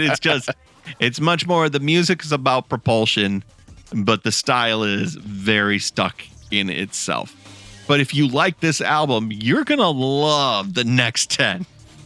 Yeah, I mean, I'm going to be a little bit on the opposite side of the spectrum here. I don't think this sounds like the KMFDM of old, really at all. This sounds like a record executive heard KMFDM and was like, how do I manufacture a stylistic equivalent, but throw in all of the stuff that, you know, people that like that name will still like. So like some of the elements are there, but like instead of like if you're trying to make a McDonald's cheeseburger, you can put all the same ingredients together and you'll have a cheeseburger, but like maybe you used Hunt's ketchup instead of Heinz, or you used Kraft cheese instead of like sliced American from the deli or something like that. So like what you're getting is kind of a facsimile of KMFDM, and it's the same people, but these are much more like sing-songy verse chorus rock tracks to me. Well, the loss of N.Esh is significant to the band. Like, they had a yin-yang relationship. Sasha wants to go pop, and N.Esh wanted to go dark. Yeah. And that's what led to the band's success, because he had a partier and a grumpy old man together. And they somehow got to make it work. So me and Joe got it. I think you can guess who the grumpy old man is. Joe, how dare you? It's what I do. He's the one drinking Jaeger, and I'm drinking just cold water out of a St. Louis County Library cup. So that ought to tell you. We have 21 albums to get through. I'm doing one every 5. Fair enough. But yeah, like I feel like this is the much more mainstream KMFDM. This is the album that the kids go out and buy, and they're like, yeah, man, I'm totally down with KMFDM. And then like some old stoner pulls out of a van with a KMFDM shirt, you know, hoodie on that has holes in it, and he's like, about time seeing kids listening to some good music. You know? Well, again, they're the Eagles of industrial metal. Right. That definition is more accurate with this album and going forward than it ever was prior, because now you have a decade and a half of genre subtleties that you can pull from. You can do the late 80s thing where it's mostly rock. You can do the early mid 90s thing where it's kind of metal, or you can do the early 2000s thing where it's new metal with drum beats. It sounds like a film soundtrack at this point. It doesn't sound like an industrial band anymore. And maybe that is super perceptive. I think you've really hit something on the head there, that it is now music for narrative again, instead of music as art, as piece. So functionally, we're back to the origin of the band. It's a set piece for something that you're looking at, not something that you're listening to. Which is interesting because this album also marks a significant, it's a new record label for them. It's the move from Wax Trax, which is now defunct, over to Metropolis, which is the stalwart, long-lasting goth industrial label that I believe is still cranking out the hits, but like everything was distributed via Metropolis in the late 90s, early 2000s. Like they had MSI for a long time. Our friends from last year, Mindless Self-Indulgence, on Metropolis. I love that everything that we do for this show is just a torture for you, Dan. It's just... We call that the Matt Naas special. That's a Matt Naas. I like to be affable while you're being tortured. What I love is every time a band like this comes up in the list of bands to talk about, I'll get like 3 albums in and I'm like, we need to call Matt Naas. Like immediately. Like it's one of those, like we just have to, like it's our backup plan for this kind of stuff. And believe it or not, I really don't hate these records. I think that in a lot of ways, from being a guy that predominantly listens to hard rock and metal bands, this is way more up my alley than really anything that came before. A lot of the positives that I have mentioned on the career up to this point were just like, there's no denying that this was good, this wasn't good. You have to separate that out from what your preference is. This is my preference, but I have to admit that it isn't as special as what came before. So like, I'm okay with listening to, like, I like it like I like cheese fries. You know what I mean? Like, cheese fries aren't good for me, but I like them. So like, I must be hungry. I've already mentioned burgers, cheese fries. I think it's going to be a good night. But let me help you out. 2003, World War III. The News Times called it a butt rock masterpiece. Yep. You beat me to that one. I was like, I had it in the back pocket. I was like, oh my God, like it is that though. Oh yeah. And World War III is a Drug Against War Part 3. Is the same fucking song. I love it. It's so dumb. But of course, now they have the perfect foil in George W. Bush. So they're just going for it. We're making a statement. Super brave in 2003 to be wait a second. You're saying in 2003, KMFDM has a political target, and that is the president of the United States? But again, they're just doing the ministry thing again. Where the fuck have I heard this before? Last year when we talked about ministry, like the exact same thing, dude. Like, again, they're looking over. They're like, "Hey, Al, what do the kids want to hear right now?" "Oh, I hate George Bush so much." Al, are you there? I'm listening to Comedy Christ. Yeah, it's like, I'm doing heroin and hating George Bush. This is rough, okay? But that was a really rough era for ministry. But anyway, but this goes down so much better than what ministry was doing that year. Oh yeah. Well, KMFDM at least cared about making an album. Yeah. I don't know what Al Jorgensen was making. He doesn't care what he's making. The fact that Lauren read his biography and he believes his best music is still to come speaks to the insanity of Al Jorgensen. Oh my God. He's a true enigma. But I think one of a kind. I think the World War III does run the risk of sounding generically like an industrial rock band from 2003. And I mean, wish granted, that is exactly what it is. And you're definitely getting that. You're getting that feeling of like, oh, this is on that TBS movie where the guy goes into a strip club. Yep. We talk about this all the time in Roach Koach, where it's just like the detective going like, "Have you seen this girl?" Like, I don't know if we've seen her. That's what's going on. Anybody else need a nap? Oh God. Or should we move on? I mean, I like this album, but I like it because it sounds like what I think KMFDM sounds like when I decide to listen to this band. 2005.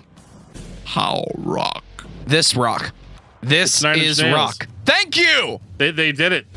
They've become 9 Inch Nails. They reverted back to what the source is in the general mainstream. I have become 9 Inch Nails, destroyer of worlds. You were supposed to defeat the dark side, not join it.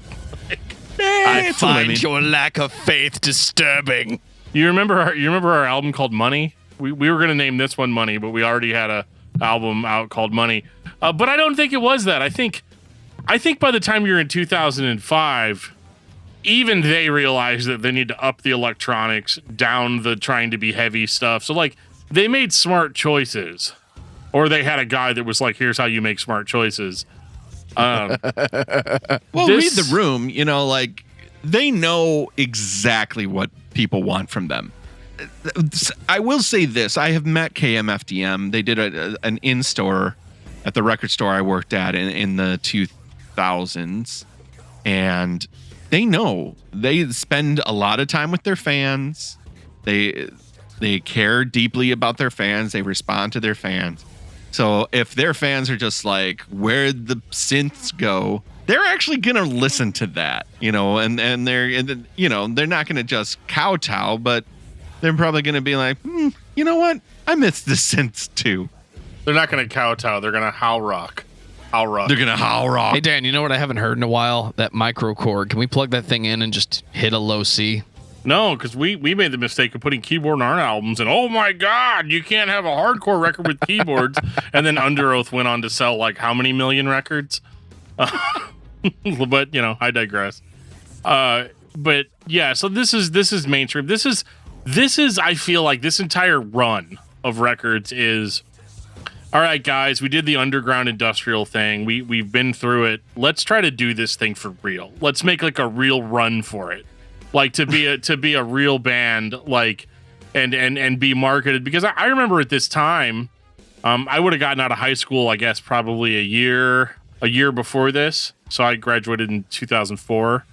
And I remember like we still had like rivet heads at our school that, would be, they were actually older than us. They didn't make it through all the grades in sequential order, but like it was definitely, these guys would always be all like, KMFDM used to be a great band, but now they just want to be Linkin Park, which is like such an exaggeration, obviously, of what is really going on here. But there is a little bit of truth to that, in the sense that they are trying to really be like, I want to make a living doing this consistently.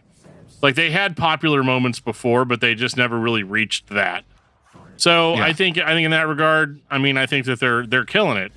They're getting new fans here. It's the thing every high school music person has to get through their head. You hit a point where you have to decide, do you want to be artistic or do you want to sell records and make a living playing the songs that you write and call artistic? Well, if you play the shit that they like, the people will come. Absolutely. Are we ready for 2007?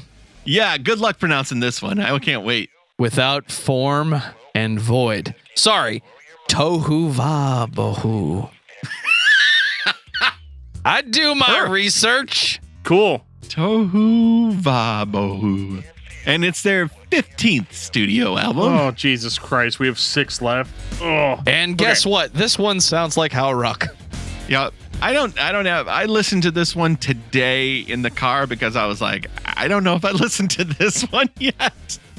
Again, great for driving. But I couldn't tell you what any song was called. And I think that's kind of by design. This one sounds like KMFDM to me. This one was a little bit more electronic. Yeah, but was it really? It wasn't quite guitar heavy. That's all I got. Like, that's the only thing that I can say about it. Yeah, Blitz. It's 2009. And no, we're not talking about Krieg. Hey, Dan, do you know what happens if you listen to the next record in a ballroom? Blitz! You get a Ballroom Blitz, 2009. Oh, Dan is so disappointed in you, Joe. He gave you a look that said, "Et tu, Joe?" I've seen it fine. before. Let me just turn around. I'm sure you guys can fit a 39th stab wound right in the back. It's fine.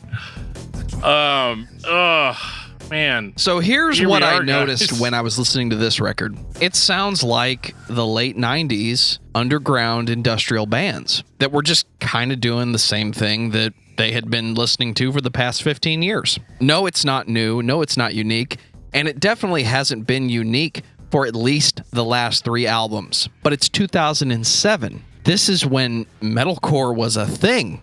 And I'm listening to a record that doesn't just sound old school industrial, but it sounds very cosmetically old school. It sounds like I could put it on a cassette tape, put it in my car, and it would sound exactly the same as driving in 1995.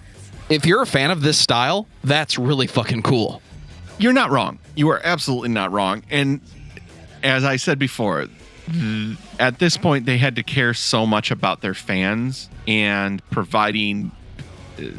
They're now the keeper of the keys. Like, there isn't a whole lot of bands doing this anyway. But in 2007, nobody's doing this. It's a quantity thing too, because now you can trash whatever you want to trash. And trust me, I have. But like, I think that like this band now has such a bloated discography that nobody can bring anything against them, because they could say, yeah, we decided to go back to our roots on this record. And you can be like, yeah, I mean, it's kind of that. It's not really that. Like, not if you really think about it. But yeah, sure, guys. Whatever you guys want. You guys obviously know this style better than anybody. You wouldn't have been around as long as you've been around. It's like the George Lucas effect. Like, nobody's going to question any of your decisions because you're the proclaimed kings of this. And not even self-proclaimed. Everybody has come together and said, KMFDM, they are the industrial band that you're supposed to listen to. And if you don't like it, you don't get it. Oh, we've ascended to you don't get it now? Okay, we covered all of that in extreme detail on the Tool episode, but like it is totally like it is totally that way. So like I think this record is all right, but as a throwback industrial record, does it really hold a candle to their older material? Not really. No. Not even close. It exists. No, it's not bad. Right, but I think to Dan's larger point, it is they are now locked in for perpetuity as the industrial metal band. Like, they're now Fish. They are now, you know what I mean? Like, but I'm just saying, like, put out record, tour, connect with fans, pass the tapes, keep the lamplight trimmed and burning. We're here for you. Kind of mock for Mir. Right. Matt Naas, did you just compare KMFDM to Fish? I did. I'm not happy about it because I can't. It would be so funny to see Sasha like noodle. I'm revving this one up. Get out of my house. You mean I don't have to talk about 7 more albums? Oh no! I'll see you guys later. Oh no! I've already installed the leg irons. You're not going anywhere. Hey, Dan, you want to tell me the name of the album in 2011? WTF, man. I think that, like, this record is... They're like... Guys, you guys remember we put a record out a long time ago called Naive? I know you probably weren't born yet, but you know, just stick with me. This is the new Naive, baby. We've gotten it. We're here. Check this out. It's only our 17th studio album. Yeah, I hope you guys haven't been holding on for too long for us to do this. I feel like there's an opportunity here for parody. Just change the name of this record to This Is the New Old Shit. But I think it's fine. Like I listened to it today. I just was like, okay, I gotta be in the KMFDM headspace. I put on Crank while driving. Perfect. Oh yeah. Fuck yeah. These are great driving songs. These are soundtrack of your life songs, but these are not sit down and like, oh, let me reflect on that. So how fast do you need to go to match the beat to the Stripes on the Highway? That's right. Exactly. It's like that's what we're looking for. And they give it to you in spades. And that's what I love about it. I am still upset that I said Fish. I'm so sorry, guys. I hate Fish. I'm not a fan. I accept your apology. Come back in. Thanks, guys. We're just gonna edit it to where you're gonna be like they're like the, and then it's gonna go and I don't know, robotic voice is gonna say Metallica of, like, you know, they're like the Metallica. Well, who else puts out an album a year? Yeah, you know, like the other thing that I was thinking of, like they haven't as many albums as Guided by Voices, but that's like pretty obtuse reference. You know what I want to hear in 2011? I want to hear the KMFDM B-sides. You've heard them. Up to this point, you've heard all of them. Well, that's the thing is, like, how could they not include them? Like, how much material do you have? Because it's all the same. 2013. Who wants to say the name of this one? I might censor myself for saying this one. 2013. Kunst. I was like, you're the only... You say it, Joe, because you're the only one that doesn't have sleeping children upstairs. I actually really like this one. It's not like, I mean, I don't have the vinyl, but like, I mean, I think that like this is so much more danceable and fun. It's like Money was. I feel like they're going back through their catalog and they're like, okay, so this one's like Naive. This one's going to be more like Money, where it's going to be more like we're going to get it played in the clubs and all of that stuff. So like, I don't know. It's nice for me. There's not so much on the industrial metal side of things. I feel like it's a little bit more of a pure industrial release, and for that I salute them. Yeah, I liked it. To you, they're not making bad records. They're just not making breakthrough records. I would be hard pressed to be like, listen to Kunst, new fan of KMFDM. You know, I feel like we're saying the same thing a few times, but it's worth repeating because they keep putting out albums. Obviously, it's to placate their fan base and keep people engaged and to have something to promote. It's much easier to go anywhere when you have something to promote.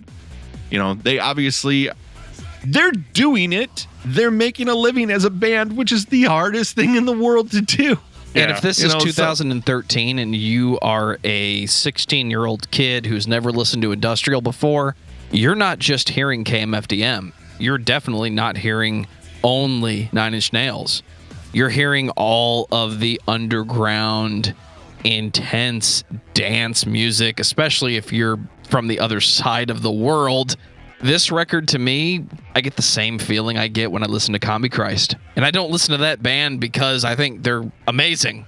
Joe, do you want to do a Combi Christ episode? Do you want to do a Combi Christ episode, Dan?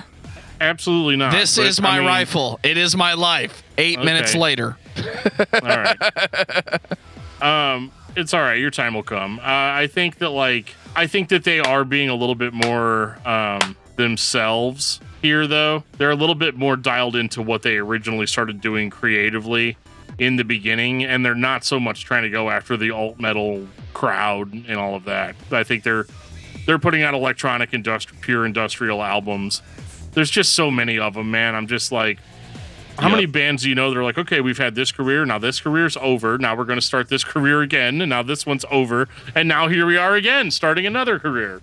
In a way, they very smartly are beating streaming because they keep putting things out there so that they can have as much content as humanly possible for KMFDM to get any listen that they possibly can. They're SoundCloud rappers before SoundCloud rappers, guys. These guys don't miss. Sasha Konietzko is a genius. I can't deny that. And he knew that our time will come. 2014.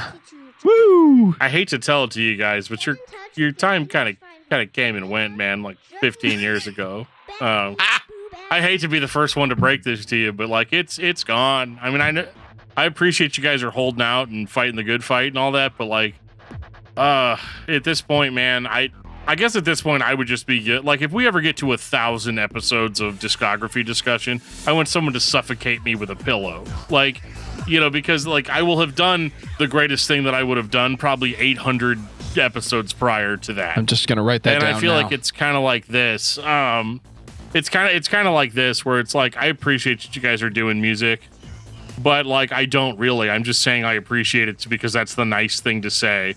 But it's too much. Like it's too much ice cream. It's like that scene in what's that movie, Matilda, where the little kid eats the entire chocolate cake, and the chocolate cake might be pretty good or whatever, but like it's diminishing returns. You only need a piece of cake, man. And this is the whole bakery, and I'm having trouble, and I realize that this is the fundamental flaw in our show format, where it's like, I'm sure if I was listening to these every single year when they were coming out, I'd be like, oh yeah, this was cool, this is cool, this is cool. But it's like a booster shot, right? It's just a booster shot of KMFDM. Yeah, it's just too much. It's just too much, guys. You're doing great, but it's too much. I just want to say for the record, if I take Dan's last statement literally, I will have to suffocate him on 4/20/2036. All right, I'll put it in my Google Calendar and I'll see you then. You know, it's fine. Trust me, I will not even fight it at that point. I welcome death's sweet embrace. Okay. The angels will show up in their little Cannibal Corpse shirts and take me to hell, you know, where I belong. But like, I think that like yeah, this is fine. It's all fine. It's gonna be fine. Right. Let's just write it out. So that's our time will come. Take us home, Joe. We got 2 more. 2017. If you don't give a shit, you get your hell yeah. Hell yeah, Z-Rock. I enjoy this way more than I 92.5. enjoy Hell Yeah. If that sweetens the pot for anybody, this is better than the band Hell Yeah. No, that's true. And we get Rip the System 2.0. So there that is. So now we're in 2.0 territory where we're just revising old ideas, remixing them, Well, making them to say that the they same. haven't been remixing old ideas is an understatement. There's been a lot of 7.0s. Are there any guitars on these records at this point? I don't remember Hell Yeah having any kind of guitar driven. Like, it's almost starting to sound like electronica at this point. Like, they are going through some sort of musical arc here, but I'm just so exhausted I'm missing it. It has the old school industrial direct guitar feel. So think late 80s, early 90s. Yes, the guitars are there, but they're mixing them in with synthesized guitars. So Yeah, you get what you get. All right, let's do it. Oh Last my record, god. 21st. Oh my god, 21st album in the lineup. 2019. Welcome to Paradise. Fucking kill. Fucking kill. Fucking motherfucking kill. Great open, hot open. Really happy to hear that. Happy to hear Raymond Watts' voice back on Binge, Boil, and Blow. This is how they get you. They give you a little bit of that thing that you liked before. Are you Like- still listening to KMFDM? Because if Right, you oh. are, it's exactly it. what you wanted. Does anything else exist at this point? It's like my whole world now. We have become brute paintings. Oh god. We're the next album cover for KMFDM critique.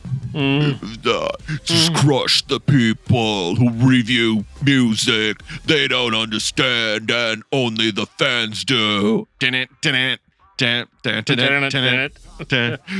Watch TV, sit at the computer. Facebook is a place for losers. Matt, can I get a That's take why I'm the switching all shot my chant? socials over to MeWe. Wake up in the future, wear your own t-shirts, go to bed tired, and eat some cake. Oh, it's so easy to write KMFDM. No wonder they have I'm listening 21 to albums. listening to No Regret, and as soon as you started the it started. I'm not even kidding. Like, for a second I was like, Joe, that was an amazing cue up, but it's like just on my system here. Yeah, like, again, do you like KMFDM? Then you're gonna like this record, or maybe not. I don't know.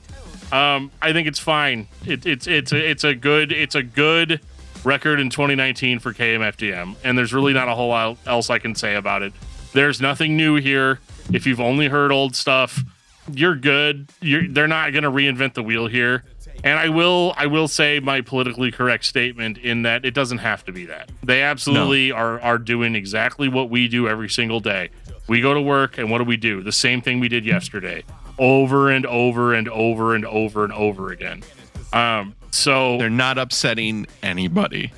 not at all. Not at all. They're totally fine, and I'm glad that that they are successful doing the thing that they want to do. I don't know if I ever want to listen to KMFDM again. You don't have to. I might be able to put them to bed and be like, that was a wonderful part of my life. But you guys, I'm gonna go this way. I'm freaking Brad Pitt at the end of Ocean's 11. I'm eating an apple and walking away.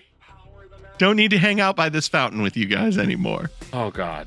Yeah. I mean, it's like my favorite Zayo song right now. I Leave You in Peace. Like, like, it's totally cool. You guys, I'm gonna do my thing over here, and you guys just keep doing the thing that you're doing, and I hope it works out for you, buddy. You know what?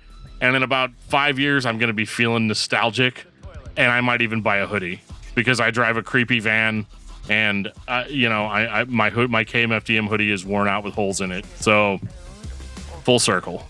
Final thoughts on KMFDM. Dan. KMFDM is obviously like the industrial band that you need to listen to. I do not recommend listening to all of it, but I think that if you go back to their 90s era, I think that was the era where they were really doing cool things and doing things that were different than I think what a lot of other bands were doing at the time. And so in that regard, they absolutely live up to the legend.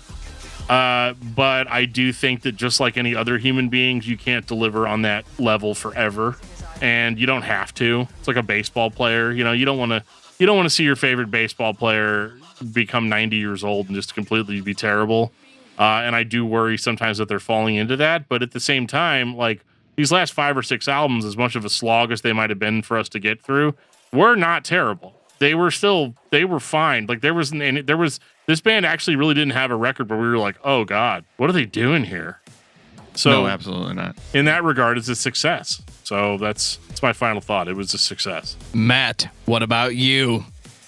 What a delight. What a delight to go back through and listen to some stuff that's very nostalgic for me.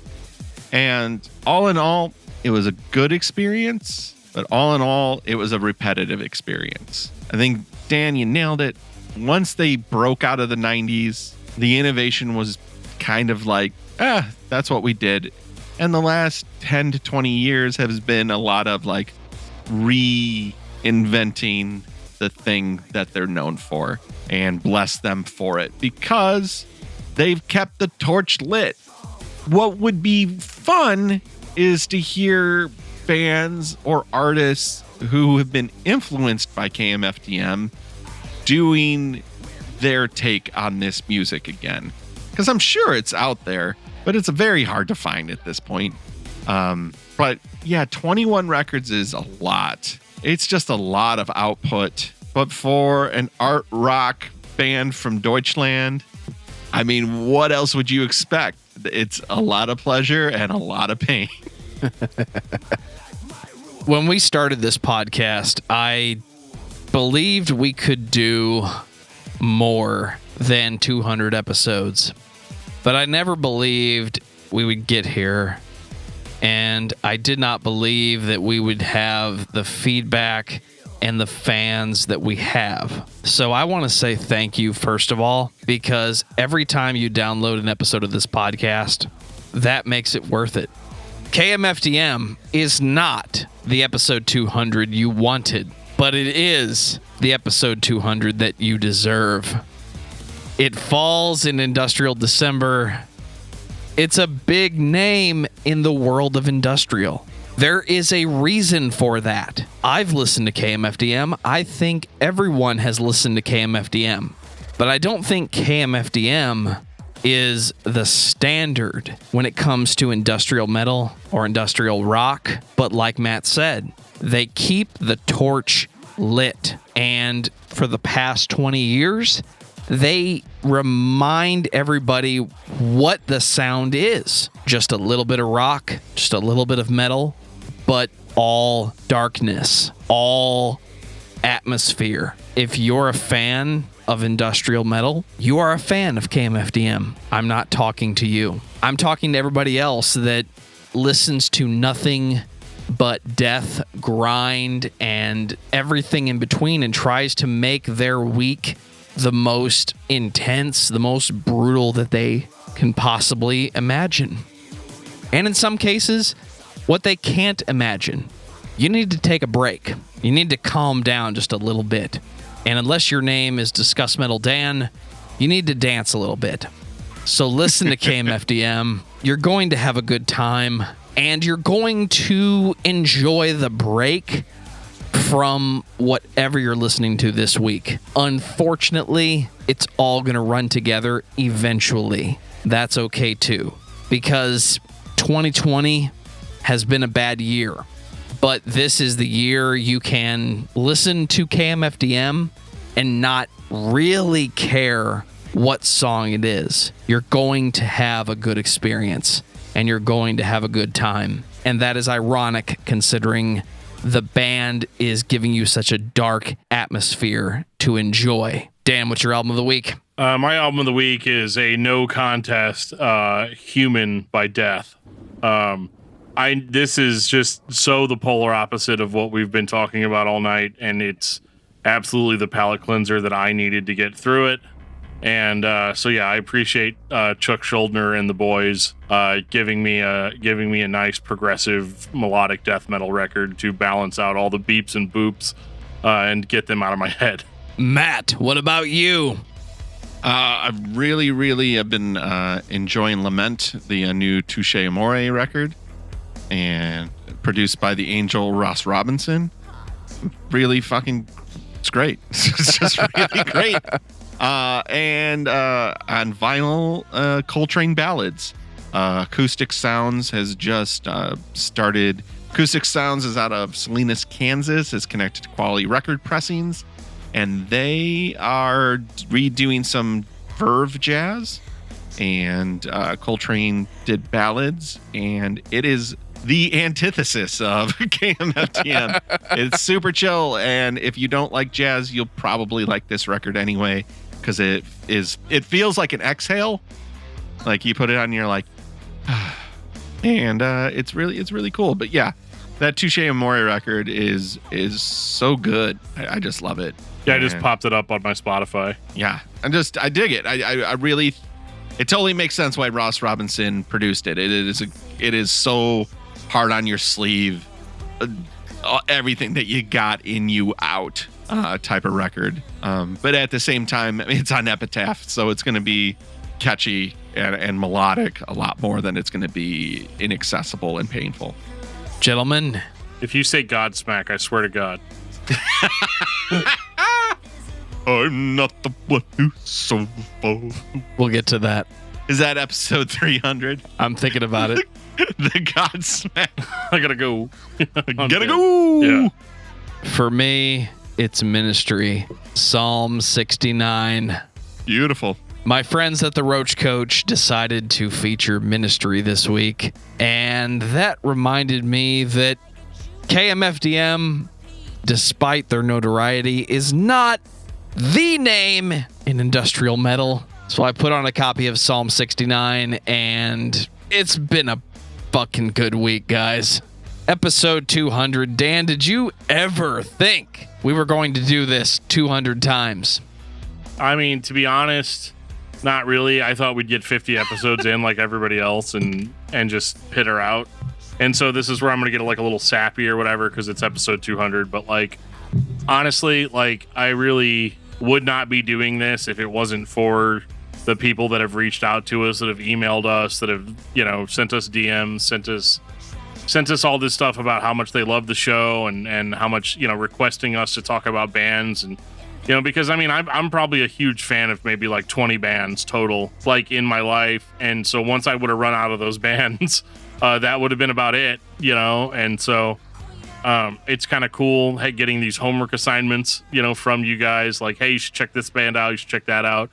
And I feel like I've overall, over the past 4 years, been enjoying music more because I have to sit down with it. I have to spend the time and I have to analyze it. And sometimes it's not all good vibes, but a lot of the time it is. And so that's, yeah. So yeah, I never really thought we'd be here at this point, but I'm glad that we are. And I'm glad that Matt was here to be with us. We're huge, Absolutely. we're huge Roach Koach fans. We I remember hearing my first episode of Roach Koach thinking like, oh man, these guys, they do it every week. Like this is so cool, and yeah, like it was nice seeing like-minded people that are like, you know what, I'm going to listen to it so you don't have to, and that's super cool. That's as deep as I can get. Is super cool. Matt, thanks for hanging out with us, man. My absolute pleasure. Thanks for having me. I love this once a year dip that I get to do with you guys. It's always a lot of fun. Oh yeah. Let's do an artist that only has like 5 records next time. That would be cool. That's the problem with industrial. Every single band. I know. I wanted to do 16 volt with you guys, and that was like 11. Like 16 volt. That was a good time though. Those guys are great. I mean, I'm a big 16 volt fan. So yeah, they're wonderful. And I love Psalm 69. Psalm 69 just crushes I think NWO, Just One Fix, Jesus Built My Hot Rod, Scarecrow, like they're all timers. Like they're unfuckwithable. Like they're so, that album is, and then what? Connect the goddamn dots. Just love that so much. Again, I say there's heavier music out there, and I'm fully aware. But to me, at that time, that was the heaviest thing I ever heard in my life. And, well, I had that experience last week when we did Godflesh. Have you heard Godflesh before? I've never heard Godflesh. Oh my God! So if you listen to Godflesh, they are. You've been doing that a lot lately. they're so heavy. Like they're what. If you could take somebody like me with my musical background and be like, industrial metal, so it sounds like this, right? That's what Godflesh sounds like. I mean, just impossibly heavy, dirgy music, but it's got electronic drums. It's got, a little bit of that dance beat in it or whatever, but like it's horribly depressing. Like don't listen to it on a bad day ever. Right. But like it's absolutely like what I thought heavy music, like heavy industrial metal was supposed to be. So once we start throwing out our 16 volts and our KMFDMs and Ministry and stuff, I'm listening to it and I'm like, oof. We're gonna go back and do Fear Factory again, right? But well, an absolute pleasure. Anytime that you guys put up the signal, I'm happy to join you. All right, Dan, for the 200th time, take us out, DFT. If you've ever been listening to this podcast and you're like, guys, you've talked about 200 bands up to this point, but you seem to have always forgotten my favorite band. The truth of that is that I'm not a mind reader, and I don't know what your favorite band is or if I should talk about them or why. So you're going to have to reach out to me in some capacity, which the best way you can do that is at facebook.com/discography discussion. You can send us an email at danandjoeshow@gmail.com. You can reach out to us on Twitter at discussmetal. You can join our Facebook official group for Discography Discussion, where I occasionally post memes, and I'm trying to get more active on there. It's going to happen, I promise. But, feel free to step up if you want to, be more involved in that process. But we also have our Discord server where you can chat with people all around the world pretty much 24/7. There'll be a link in the show notes that'll take you right to our Discord server. If you want to represent Discography Discussion on the street, you can get a Discography Discussion hoodie. It's getting cold outside. We have marked these things down to where we're basically not making any money on them at all. There'll be a link in the show notes for that. And so I mean, really, with that many outlets, it's kind of your fault if you can't reach out to us. I mean, I'm even like, you can probably find me on Facebook and even on Twitter. If you care enough about video games or want to see the show streamed live, you can check us out on twitch.tv/discussmetaldan. I stream twice a week, Mondays and Thursdays at 10:30 Central Standard Time, and that is absolutely in the PM. And that's all I got, Joe. That's all the plugs I got. And on that note, this has been episode 200 of Discography Discussion. Thank you for listening every single week. You can like us on Facebook and follow us on Twitter at discussmetal. Subscribe to our podcast everywhere you listen to podcasts, including Google Play, Apple Podcasts, and Stitcher. Visit discussmetal.com for all things Discography Discussion, and please send questions and comments to danandjoeshow@gmail.com. If you are not a patron, you can become one at patreon.com/discussmetal. We have some sweet perks. Hey, Joe, can I have some money? $1 a month gets you into that exclusive album review feed. You fucking did it, guys. Is that it? Is that it? That's fucking Did we it. do it. Oh my God. Yeah, buddies. I'm going to refill this. Matt, do you need a refill? It'll take me a while to get there, but I can...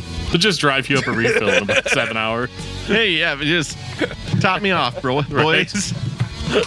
Gotta go.